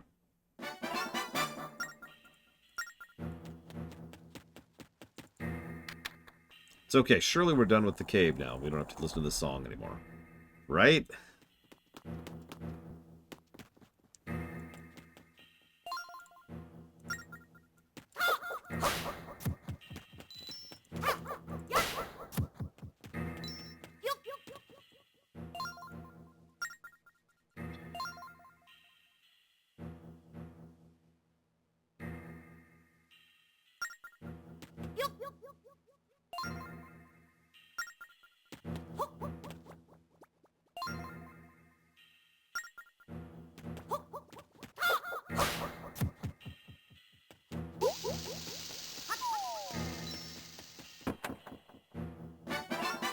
None yet, Nalu. What is the most accessible way to get into the games? So I know which games I would recommend to see if you like the Legend of Zelda series, but if you're trying if you're already interested, if you're already committed to it, well, then that depends on how committed you are to it. They are variable. So Zelda 1 is easy to access as long as you have a Switch and the online service, the online thing, which gives you access to Zelda 1, Zelda 2, and Zelda Link's Awakening. So it's those three locked away. Oh, and Link to the Past. So that's the first 4 Zeldas just for having a Switch and the online thing. Past that, it gets a little trickier. If you have a Switch and the special online thing, which I actually don't have, then you gain access to the N64 stuff, which gives you Ocarina and Majora's. So that's quite a few Zelda games. Oh, and of course, there's the Link's Awakening remake on the Switch. Remaster on the Switch, and then there's Breath of the Wild, and there's Tears of the Kingdom. That's a pretty good chunk of Zelda games on the Switch. I don't remember if the Oracle games are on the Switch. Does anyone know? If they are, that's even more Zelda games on the Switch. Okay, so there you go. So that means the ones you will be missing out on the Switch are Phantom Hourglass, Spirit Tracks, Four Swords Adventures, Wind Waker, Minish Cap? Question. Okay, so Minish Cap's there. Never mind. So Wind Waker, Twilight Princess. I think that's it. Now, those are some really good games you're missing out on, unfortunately. Now, here's the deal. Sometime, most likely in the next week, as in within a week from now, there's a non-zero chance that we're going to get some Zelda news in the upcoming Nintendo Direct that might make a little more accessible to play the big 4, which are currently kind of console locked. Those are nobody cares about that Pilsner Store. Phantom Hourglass, Spirit Tracks, Wind Waker, and Twilight Princess. These two, which includes the one we're playing right now, these are only on the DS. There is technically an asterisk to that, but it's no longer available. And then there's Wind Waker and Twilight Princess, which are only available on the Wii U or the GameCube. And then there's Link Between Worlds, which is only available on the 3DS. These are the big 5. And the real damn shame of it is, there's some good games in this bundle. In fact, 3 of the best Zelda games ever made are in this bundle.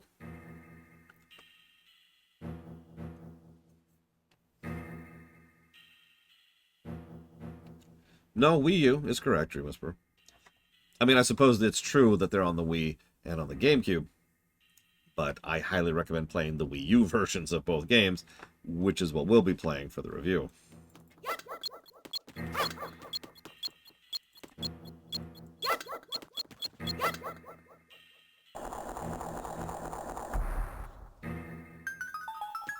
And yeah, the other funny thing is Phantom Hourglass and Spirit Tracks, not that this is available anymore, were both available on the Wii U. So if you had the Wii U and you set it up properly, you could have 4 of those games on the Wii U right then and there.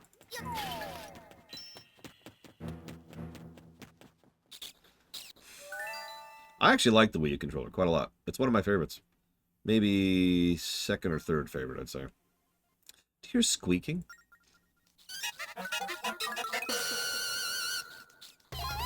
Ah! Oh, how horrible.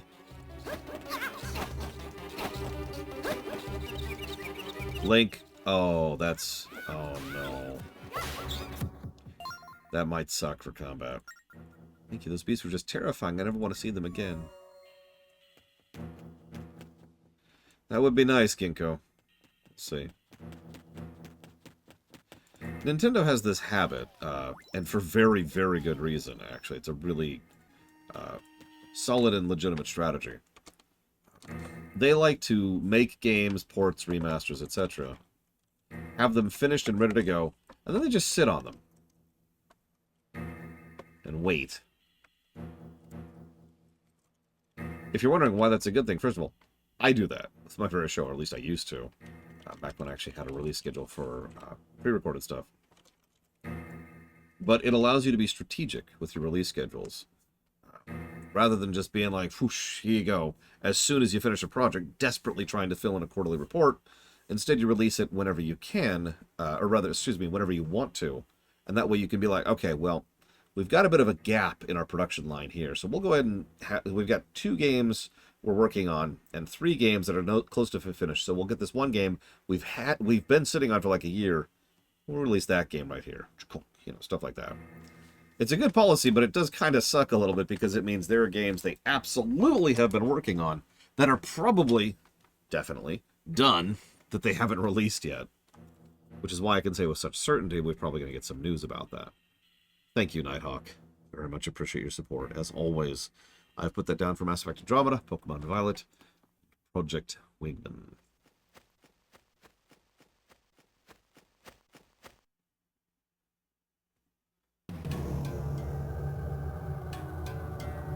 Nice place.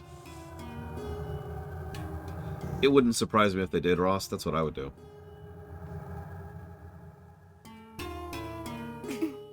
Even if they don't do the level of graphics update on 2 and 3, it's just too much easier to do all that kind of work in one bundle. Why do you think I like to sit and work on just rewrites and nothing else for a while? The analogy I like to use for that is flying, which is a dumb analogy, but I'm going to stick with it. Imagine you get in a helicopter. It's like, okay, you have to figure out how to fly the helicopter, and then you fly the helicopter. But then you land another airport, and you get in an airplane. It's like, okay, now I have to figure out how to fly the airplane. And then you take off and land, and then you got to get into another type of airplane, which is like a commercial airplane. You got to learn how to use that airplane. Rather than doing that, what tends to work better for production lines is to helicopter, helicopter, helicopter. And then once you've done all the helicopter stuff, then you switch to the plane, plane, plane, and so forth and so on. In other words, when you're already working on a specific type of project and all the things related to that project, it's generally better to kind of lump that stuff together. So, it wouldn't surprise me if they remastered 2 and 3 alongside 1, because they were already doing that kind of work. This, my dear, is the Spirit's train. They entrusted us with its keeping. How did you know that? And can you hear me? Are you the sage of this tower?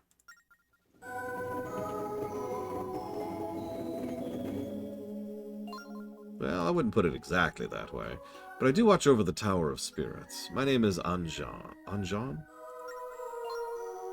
Oh, am I glad to see you. There's something we have to talk to you about. Explain, explain, explain, explain. Yes, that pallor you're sporting is quite frightful. One might even call it rather hideous, in fact. Hideous? How dare you? I see that feistiness runs in your family, my dear. There's no need to get your feathers all ruffled. Oh, did you know someone in my family?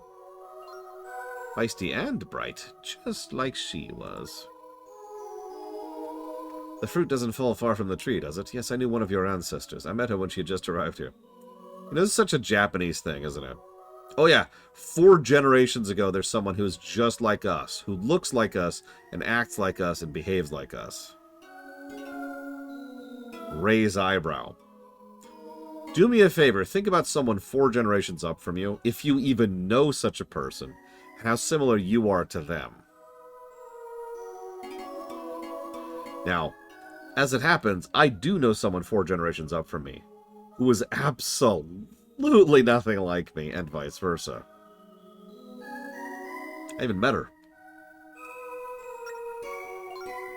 She and I were friends for a very long time. My family first arrived here about a century ago. Were you already here in the tower then, Anjan? That's a story for another time, my dear. Right now we must discuss a matter more grave. Tell me, do you know the story of this tower?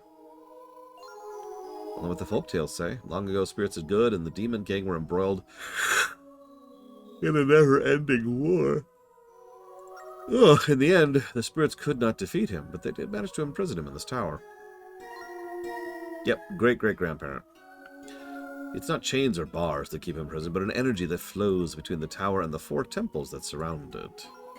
Of course, Anjan, the spirit tracks... Correct, the spirit tracks carry the energy. If the tracks are lost, the tower's energy will fade, and so will the Demon King's prison. And that's just what the evil ones are after. They aim to resurrect Malladus, the Demon King. Right now, my strength maintains his shackles, but it's only a matter of time until they are broken. Of course, in order to resurrect Malladus, they need one other key ingredient.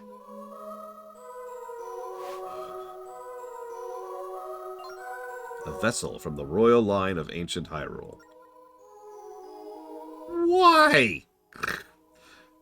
I'm sorry. Please put this into perspective for just a second.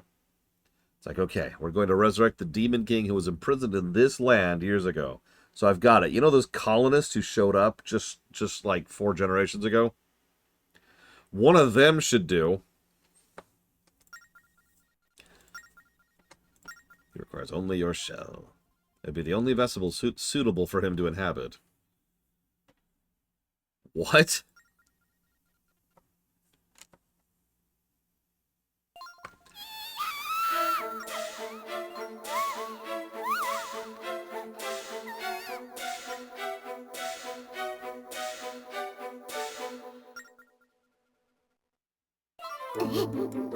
We have to stop them. We can't let the Demon King return. My thoughts exactly, my dear. The top of this tower is your body.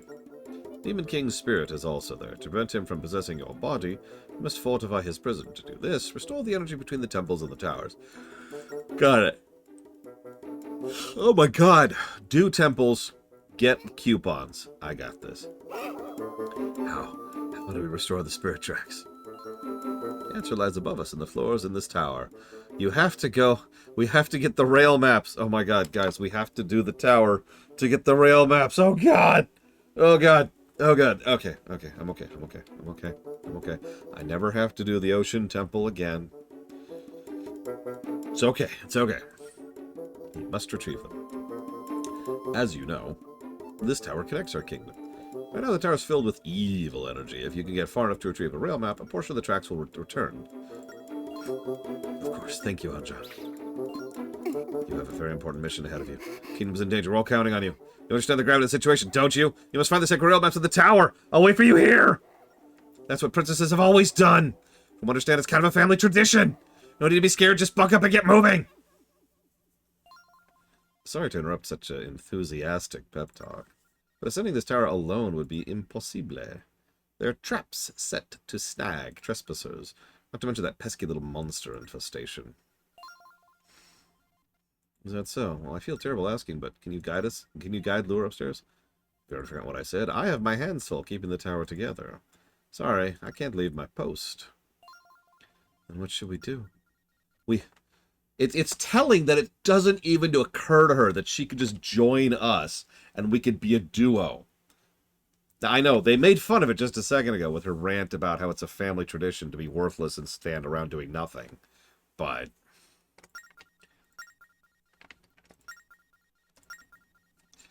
I mean, she is dead. I suppose that's fair. What if you went with him?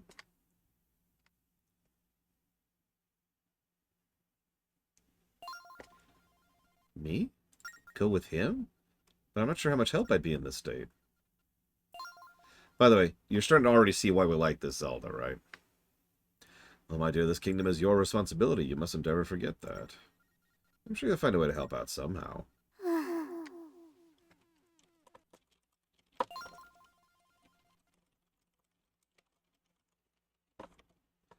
Well, alright. Better get going then, Lure.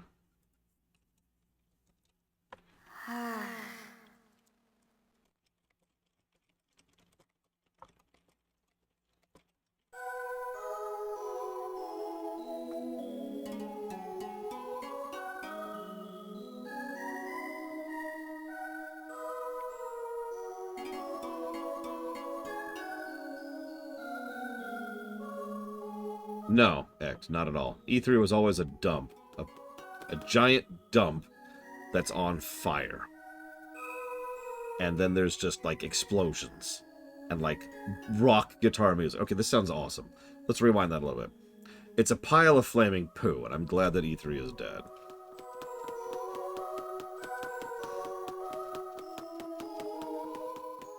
It's a dog walking.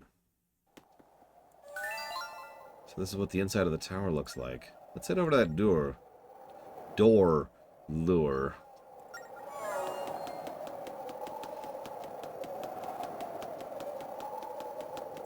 I'm sorry, I realize that I come across as joking when I'm being serious and vice versa, so let me be clear and drop the levity. E3 really was crap. It was run by extraordinarily incompetent people who caused a lot of damage to a lot of people over a lot of years. It was a gigantic sinkhole of money, time, effort, and resources. Lots of people over decades crunched and damaged their health and livelihoods just to be able to get stuff ready for that stupid showmanship bullcrap. And the biggest defense everyone always leveled at E3, it's for the investors, not for us, completely invalidates its overall point and purpose, because investors can be placated by a really simple, easy, thrown-together slide. Like a literal slideshow. And here's the next game we have planned. There we go. Here's the next game we have planned. As you can see, it's going to be a Mega Man game. Here's the sales of the Mega Man franchise. As you can see, they're quite high. And we're putting it on this console, and here's the console sales. It'll sell well. Boom! That's all you need. That's all they care about. Waste of every... Sorry.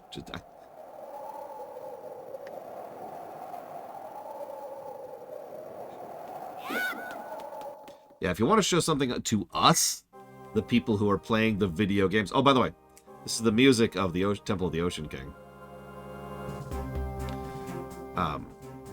If you ever... the streaming thing is much more valuable to us, the actual players, because they can be like, hey, here's the gameplay, and here's what we're going to show. Now, that can vary in quality, of course, but at the very least, they can show us something, and we can be like, ooh, that looks cool. Put it on our mental checklist, or put it on our wish list on Steam, or whatever. Move on. Then we can chat about it in stream. Yeah, that's another thing. E3, I mentioned it's for shareholders, not for us. You know how many E3s we used to cover on this show? I'll give you a hint. It was quite a few. We did that for several years before E3 finally died out. And one of the biggest things I used to make fun of is how terrible a lot of their showcasings were for us, the players. So a bunch of big, meaningless visual flash that told us nothing about the actual games in question. I was actually really grateful when a lot of those features would have that after the event thing, where they just sit down and have the physical game right there they could frickin' play, because that conveyed a lot more information to us. The reason I was excited about Assassin's Creed Origins is because they actually then played the game after the announcement, and that was true for a lot of Nintendo titles as well.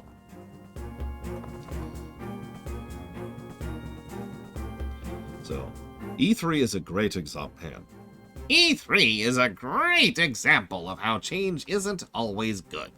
Yes, it's less costly and stressful for developers, but those are people. Nobody cares about people. Knowing that studios from around the world assembled at one major trade show made for some excellent competition, and we enjoyed the fruits of it. I don't believe in this religion of efficiency. Sometimes things should be preserved and refined.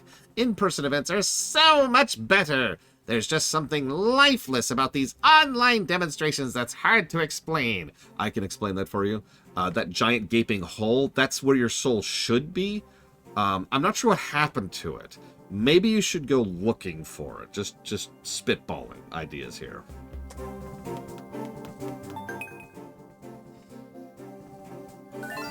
Yeah, also, that's the other thing. E3 is off. Okay, do you know how many other gaming conventions we have worldwide still? I'll give you a hint. It's not a small number.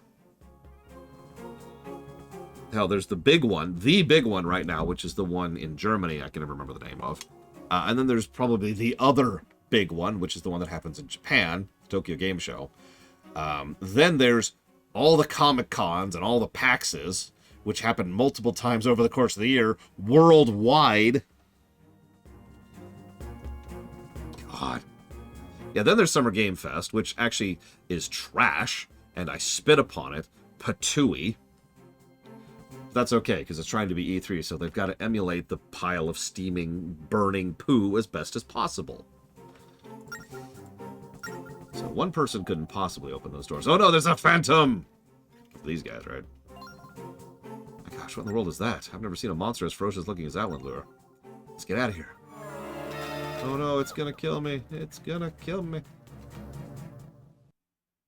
And no, I do not act.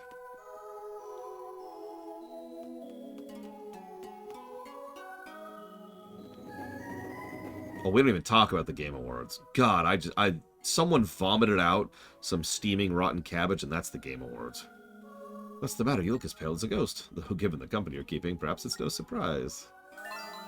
Anjan, there was a ferocious monster up there with a great big sword. It was so dreamy, and his hair just swished around. I don't see how I could possibly defeat it. Sounds like a phantom, my dear. They're the guardians of the Towers of Spirits. Though they look quite sinister, they won't harm anyone with a good heart. I know what I saw. It was definitely after us. Why would it think Lure is evil? I have no idea why it would find me to be evil. One possible explanation. Spirit track's gone. Maybe an evil spirit has possessed the phantom.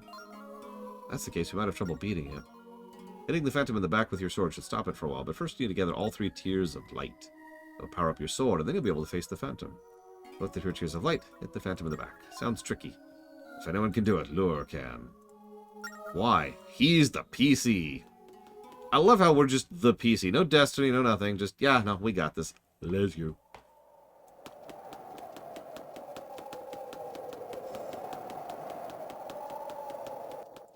Now, I do agree with that, a noble name. Back before the digital age and before the age of internet and information that can be conveyed in literal seconds across the world, having a big major trade show actually made a lot of sense. It is, in fact, one of the biggest ways in which gaming was able to move forward in the 90s, for example. And E3 was a good example of that. But that was 20 plus years ago. And you know what happens to dinosaurs when they refuse to adapt to changing circumstances? They just roam into a giant pit of tar and slowly die. Phantom's still here. Let's follow Anjan's instructions. We have to grab all 3 tiers of light without the Phantom seeing us.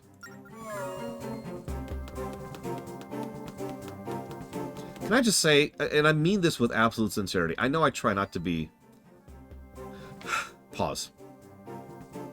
I know that I tend to get irritated when people talk about how the music or the visuals are like the only thing that matter when it comes to game reviews, and they'll look at games that suck, either on the gameplay and the story axis, or both. And they'll say, oh, but it's got good visuals, it's got good music. Just because I'm irritated by that mentality doesn't mean I don't value good music and visuals in my game. And it's nice to have a freaking good soundtrack for a Zelda game again, and not constantly have just that little... It's like someone's just scratching at the back of your brain. The whole way through Phantom Hourglass, it was hard to concentrate. This is not a joke. It was hard to concentrate on the good quality level design, boss design, and kit design that was throughout the course of the game, because there was this constant dun dun dun dun dun dun dun dun dun dun dun dun dun dun in the back of my mind the entire freaking time. Rant off.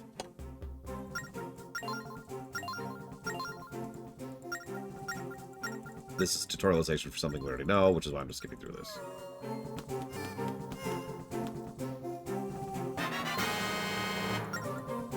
Yeah, for 18 hours. There was an itch at the back of my mind. It helps that this is a solid song, too. Instead of, you know, not.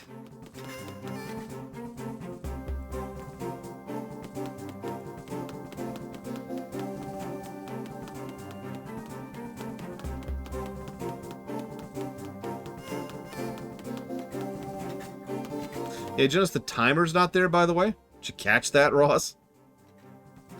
I've only got 2 minutes to do this section. No, I've got infinity to do this section, thank you.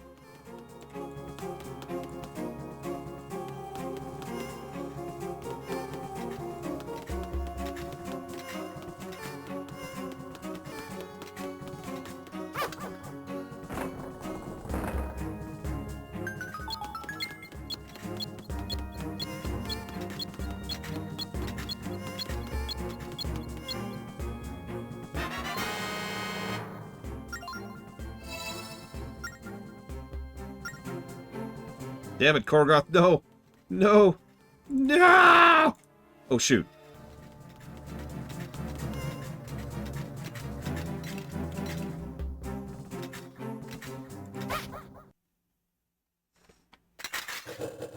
This is me, after Korgoth hits me.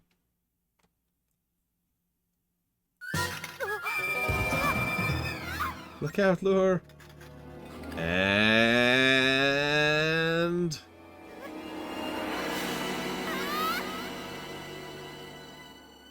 dead.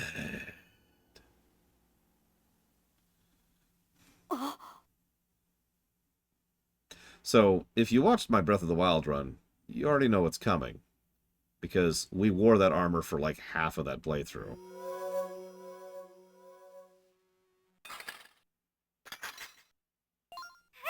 What just happened? Don't look so scared, Lore. It's me. It's Zelda. I don't know what happened there. When I saw that phantom corneo, I just leapt at it without even thinking. This is really not my day, is it? First I lose my body. Now I look like a heap of scrap metal. Did I mention it's kind of hot in here? Oh, wait a second. Maybe I can be of some use to you like this. Not exactly what you'd expect from a princess, but right now that can't really be helped. Come on, Lure, let's get moving. I should mention really quick that I was, like, when I first played this for the very first time, I was so on board, I actually was hoping we'd just straight up play as her most of the game. Now, to temper your expectations, no. But she will be a part of puzzle design and boss design for a decent chunk of the game, so it's better than nothing. But man, I wish they went hog wild on this. You want to change the format of the games, let us play as Zelda possessing a giant suit of armor.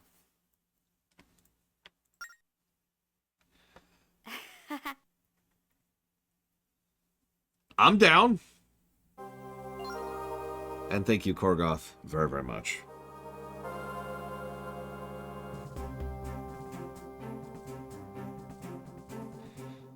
I do what I can.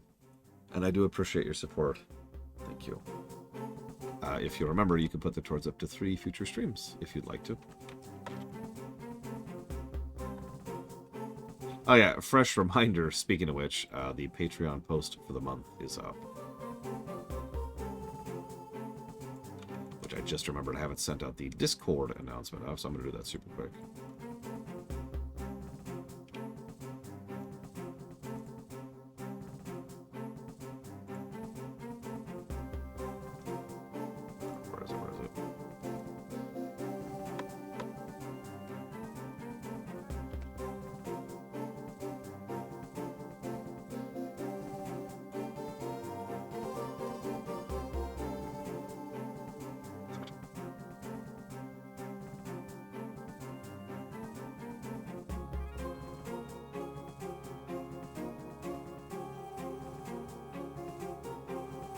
Okay, announcement sent.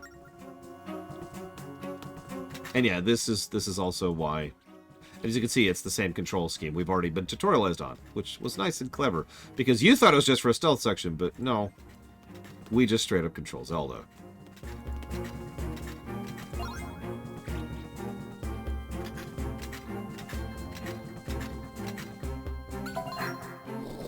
Wonk.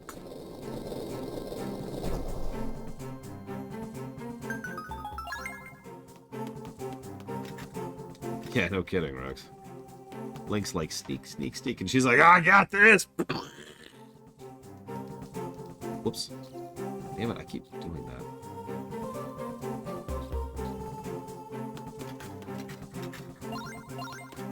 Whoop, whoop, whoop. I don't think you can get through these floor spikes, Lure. Leave it to me!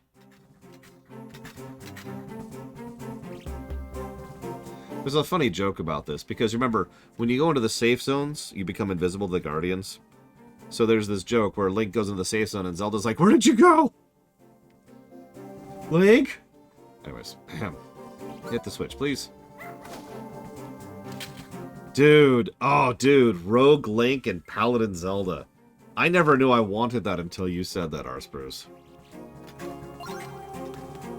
Let me have that be a thing. Let that be a reality in my world.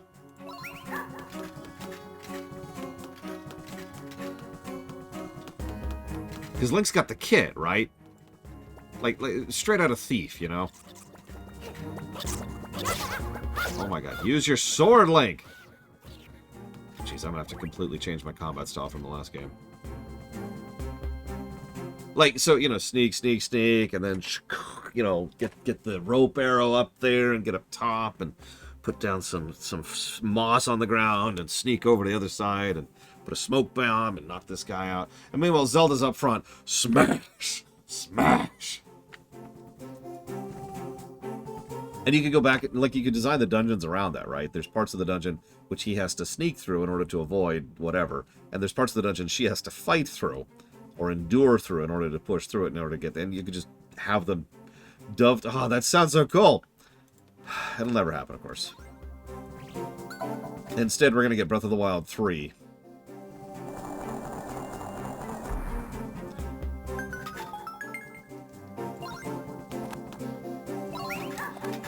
You know, Korgoth, I was just waiting for someone to say they prefer Phantom Hourglass over Spirit Tracks, so thank you for bearing the lead on that.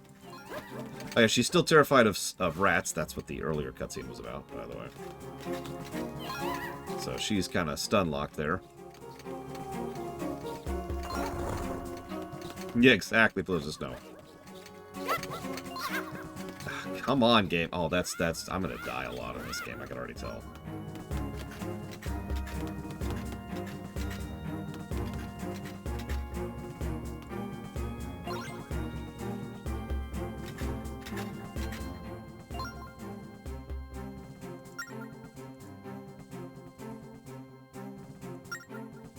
This guy's maybe could trick him to thinking of my mouse. I'll go try. Okay. Yeah, everyone thinks of Mage as being the weak, waspy kind of person, but no. Mages can be the hammer if utilized properly, as Takoida points out. So imagine Zelda just goes out. There's anybody over there. Oh no, they're coming through. Ah. How goes the patrol?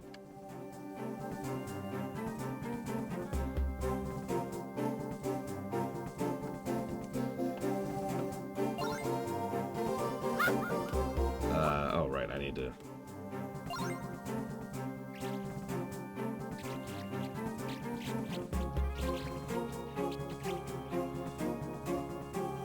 Oh, I ran out. I'm just scouting, don't mind me. Okay, so we got like a breakable thing up here. Somewhere. Oh, there it is. They don't have bombs yet, I think.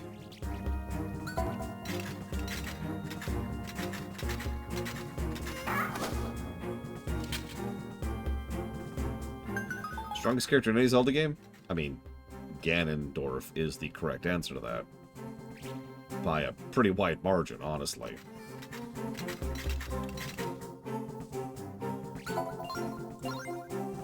No one's here. Why are we guarding it? You know, that's a good question.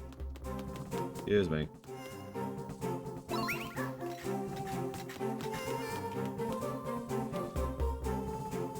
Yeah, go for it, Arspruce. Look, Zant's cool, but powerful he is not. Really, I love Zant as a character, but he's not a heavyweight. Nice to get out of that clinky outfit and back to my old self. There must be something special about this room. Looks like the light of your sword has disappeared, too. Oh yeah, speaking of which, the actual answer is Midna. Ignoring the absolute nonsense she can pull off in that game, and there's several things. Have you played Dynasty Warriors? Or, sorry, Hyrule Warriors? Because she wrecks face as a mage in that. Oh, that's cool looking. I like that. First piece get.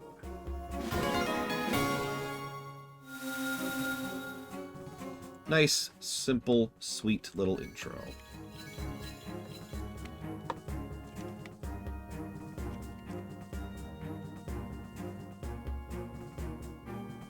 So Korgoth, do me a favor. Why do you prefer Phantom Terrible? I mean Phantom Incredible over Spirit Tracks. The Majora's different. Now, first of all, the biggest problem with Majora is who or what is Majora? Whatever answer you give is not accurate, because the answer is we don't know. That's the problem. Having said that, you did ask my opinion, and so I will give my opinion. In my opinion, Majora is not even a sentient sapient thing. It is a curse. A curse given manifestation, but a curse nonetheless. Actually pretty similar to what Bellum was. Majora is more properly characterized as an it.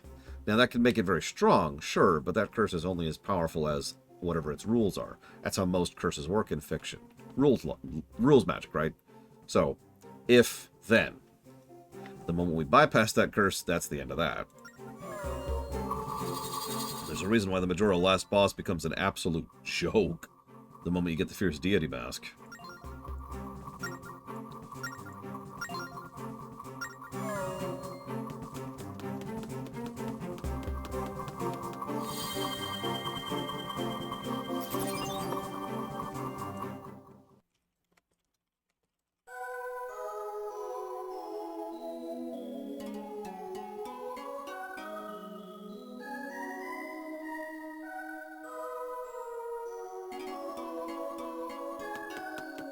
Probably by blowing it up. Hard-boiled one. He's not much for subtlety. Ah, so you managed to obtain the rail map. You two just might be able to restore the spirit tracks in every realm. But Anjan, the rail map is only a small part of the rail tracks on it. Where are the other temples? Each of the 4 realms is a temple. Look, my boy. I don't think you can make it to the temple as things are right now. The rail map has imparted energy to the length of the spirit tracks here. Because of the Demon King's power, much of that energy was lost. So we can't go to the temples? Not yet, but there is a way to restore energy to the rail maps. You can ask my people to help you. Your people? We are called the Locomos. Get it? We are servants of the spirits. They have entrusted us with protecting the temples on the spirit tracks. By playing our sacred instruments, we generate energy that powers the spirit tracks. Sacred instruments? Yes, you need to go get the stupid plot coupons. Have you never played a Zelda before? Yes, and it was I who told you that you should go play more Zelda games. Go play more Zelda games. I had no idea this flute was so important. My grandmother used to play Zelda for me when I was a little girl. If I were sad or upset, it would make me feel better. You will so take the plot coupon with you, go to the spirit tracks. Let's do it. First we have to find Gage. By the way, all the Locomos names are train puns, just so you know. All valid reasons, Korgoth. I'm with it. So, here's our real train, by the way. Good night, Lord Atlantean. Have a good one. Train is a symbol of the spirits. People don't ordinarily ride around in it, but these are no ordinary circumstances. I'm sure the spirits wouldn't mind. Yes, Czar. I have played Dragon Quest 1, 2, 3, 4, 5, 6, 7, 8, 9, 10, and 11. Now, I've only played 10 very, very, very briefly. And that was more of a test out. So the one Dragon Quest I haven't really played is 10. So I'll kick that off the list. So 1, 2, 3, 4, 5, 6, 7, 8, 9, and 11. But yeah, I played Dragon Warrior when it came out. Okay, so I want to do this.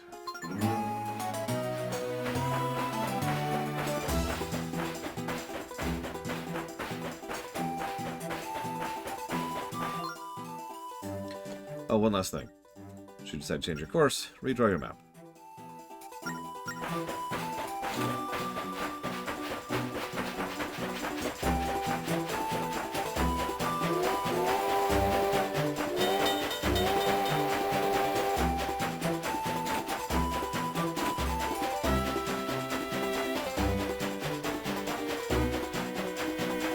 Still seagulls for some reason.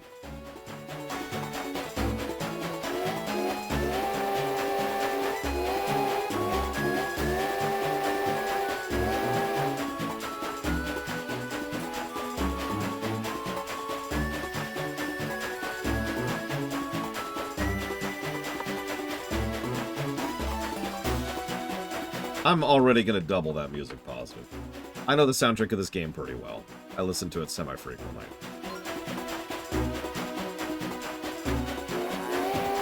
I wouldn't say it's fun to Cooperative, but I don't know.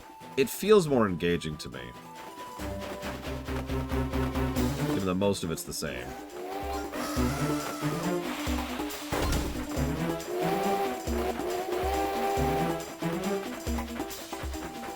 What does Demon King mean in JRPGs?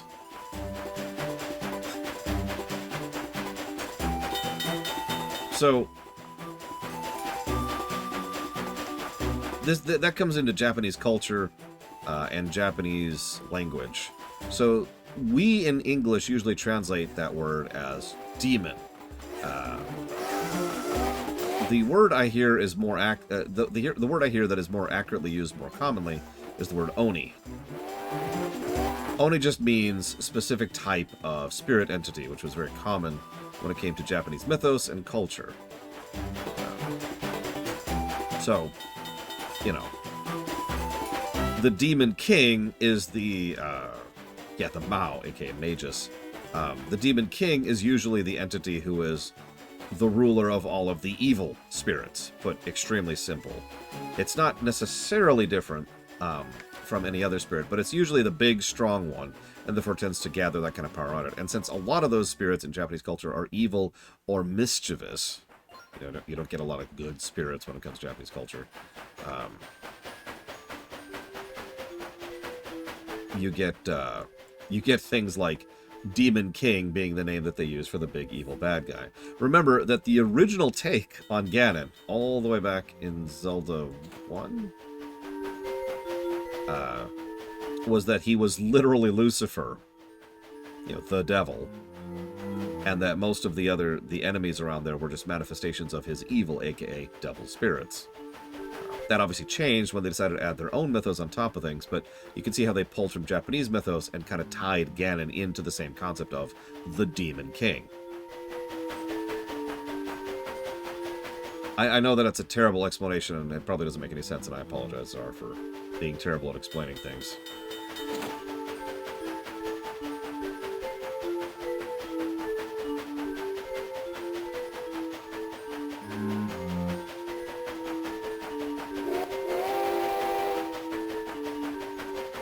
Yeah, nowadays it's just supposed to be accepted. If you're a Demon King, then, oh, yeah, okay.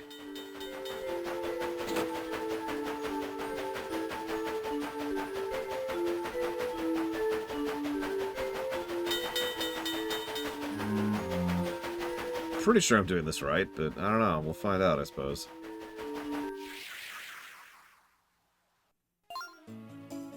Nope, that was wrong. Alright.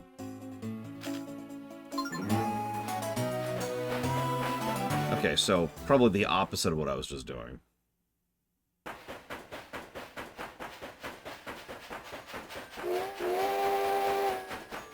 Hey, Spartan.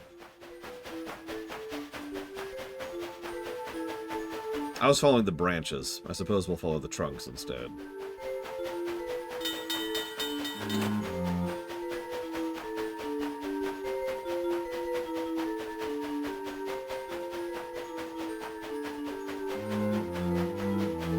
Wait, what did you do to stream? What did you do to my stream, Mr. Red?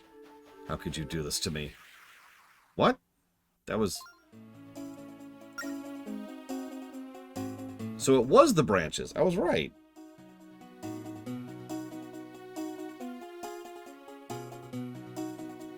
What? So how did I screw up then?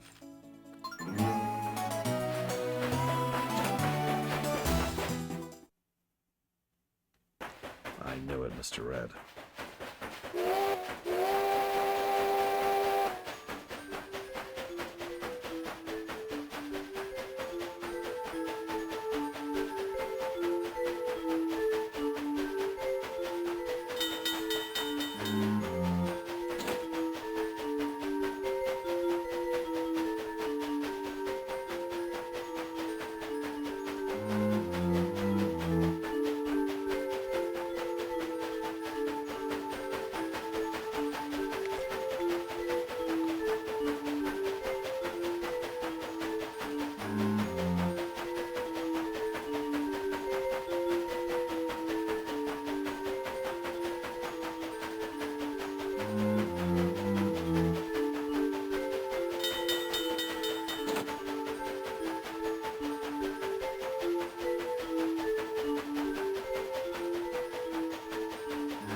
Hello there.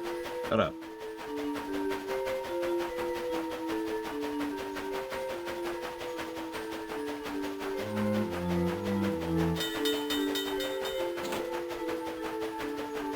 Sorry, I was linking my channel to someone who was asking about it. Someone in my comment section was like, hey, do you upload the archives? You know, the VODs. And I was like, well, yeah, here you go. Boom. A lot of effort in making sure that those are... What? Okay. Fine, we'll go to the town.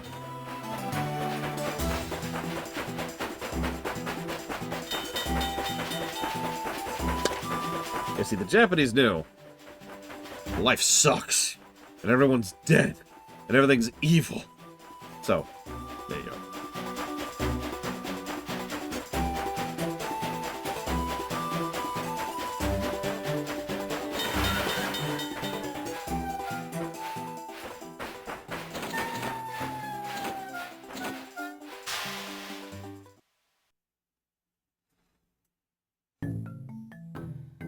Whittleton.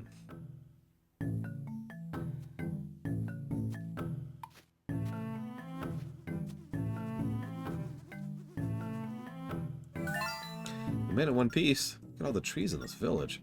But it's crawling with bugs. Nah. Really? Well, good, because I hate bugs. You and me both, Zelda.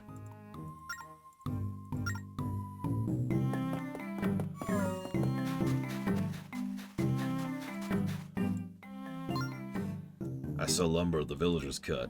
You won't find better quality wood anywhere. He's just memeing Zara. Don't pay attention to him. Let's see. Bee larva. No, thank you. Wood heart. No, thank you. Shield. Yes, please.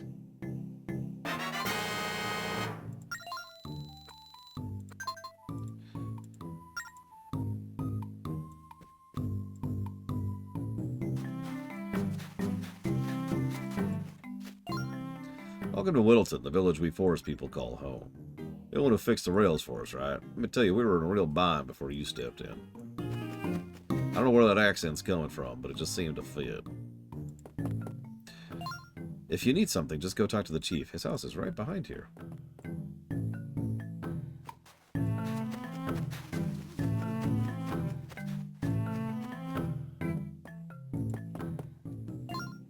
I want to save up so I can live in the lap of luxury. Yeah, that's possible.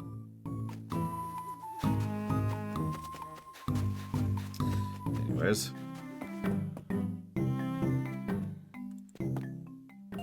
Howdy, I'm the chief of this here village.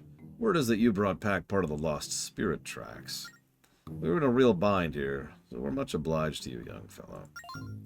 What, you went into the forest? It's not called the Lost Woods for nothing. If you take the wrong route or end up back outside, but once you do make it through, you'll find the forest's guardian, Gage.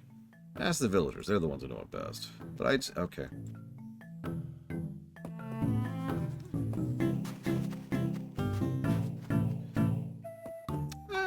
Is at least in the running for weakest link tracks, yeah.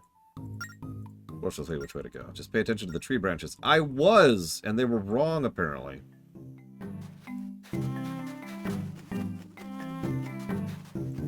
So far, I think it's a little bit better than it was last time, Rex. So probably additional positives on top of it. The fourth tree has no sense of direction. Okay, yeah, that tracks. That's the one that keeps screwing with me. Freaking fourth trees. Oh, wait, I don't have the money. Right.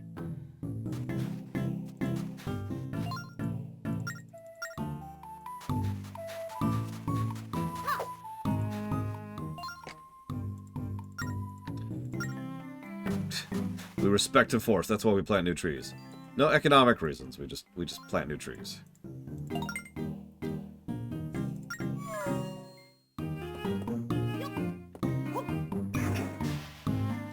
The Zelda movie?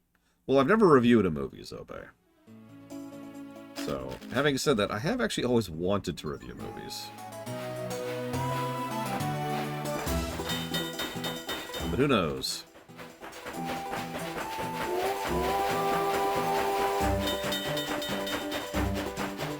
I mean, if I'm going to start reviewing, I'm going to start with reviewing something I know very well, to see if the system is even viable. And in fact, I already know exactly which movies I'll be doing it on, too.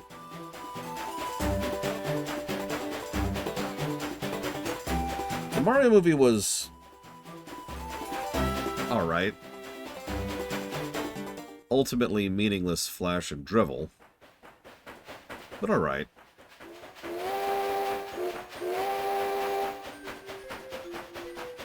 Several elements of the Mario movie. Yeah, the Mario movie would probably score like maybe 20-ish in a golden number.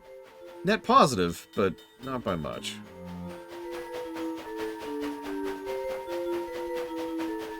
Yeah, Luigi got completely sidelined. Mario had no character whatsoever.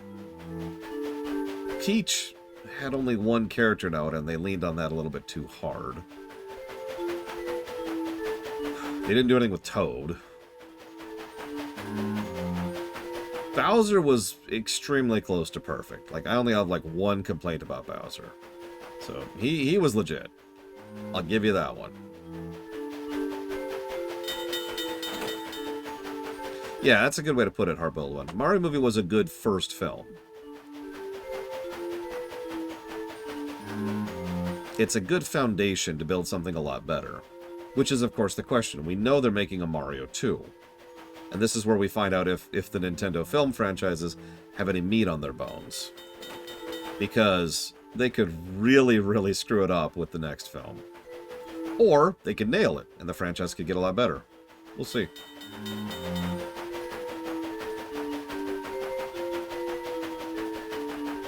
Unfortunately, yes, Zobe, I did.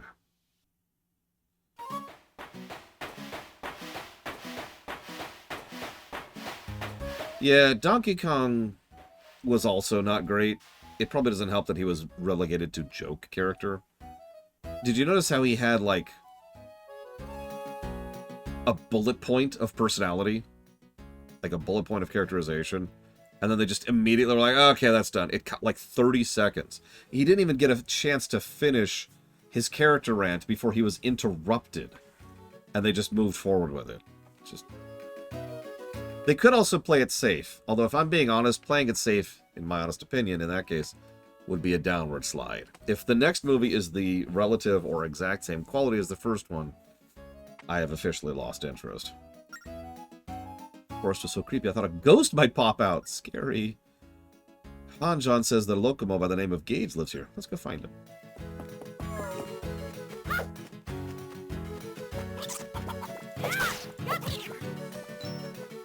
That would be nice, Ross. Unlikely, but nice. The flat reality of the thing, and I've talked about this before, this is the problem with licensed things for forever. Because the license increases two things when it comes to making something. It increases the cost of doing something, because now, regardless of all other considerations, you have a licensing fee on top of everything else. And it increases the demand of money people that you play it safe in order to ensure a return on your investment. Invariably, this leads to crap. There's a reason why most licensed games have been crap for so long, and the original definition of shovelware, which we've actually talked about before on this show. Shovelware just being crap that was made very, very cheaply to try and squeeze out a profit because it has Spider-Man on the cover.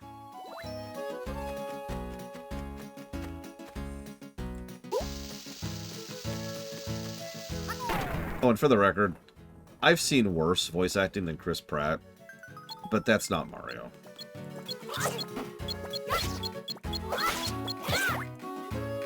And no, I'm not saying they have to bring in Charles Martinet. Lord knows he is getting on in the years, and that is what it is. But Chris Pratt, no. He was... How do I describe this in English? Me too, Sadako. I like a lot of the music in this game. He was... unmemorable. If I were to somehow magically apply the golden number ratio for voice acting, Chris Pratt would be a 0. A straight, flat 0 in his presentation as Mario. He was so just completely unmemorable in every single way. I barely noticed he was even there. Really? Okay.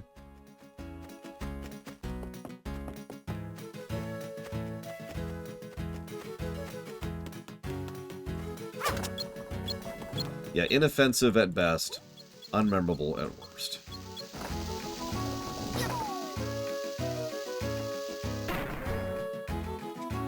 Yeah, interestingly enough, I agree completely. He did a really good job in the Sonic movie, or the Sonic movies. The Lego movies. And Jack Black, that's a good example of someone who is very memorable. It probably helps that Jack Black is a sufficiently large enough geek to have an understanding of the role he was playing. Lord knows the directors didn't. Now, if you'll excuse me, I have to go grab the most adorable person ever.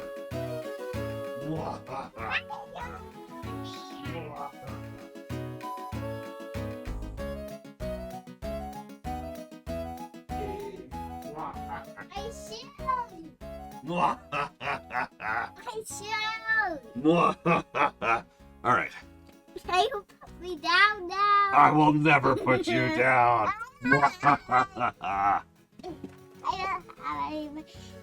There you go. Why is this black now? Well, so that way it's a contrast to the white shirt I'm wearing, see? So it's easier to see. Make sense? So blanky. It is very boingy. Whee! Is it dinner time? No. For real, is it dinner time? No.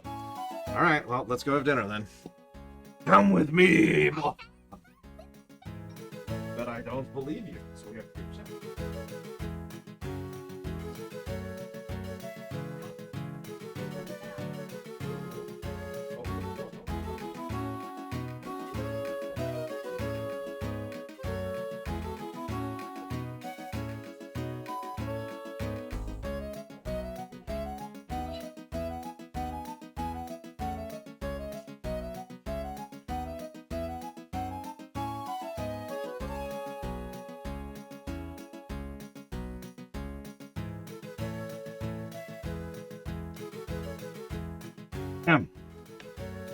It is dinner time, so we're going to pause here tomorrow, 9 a.m. Eastern Standard, for this.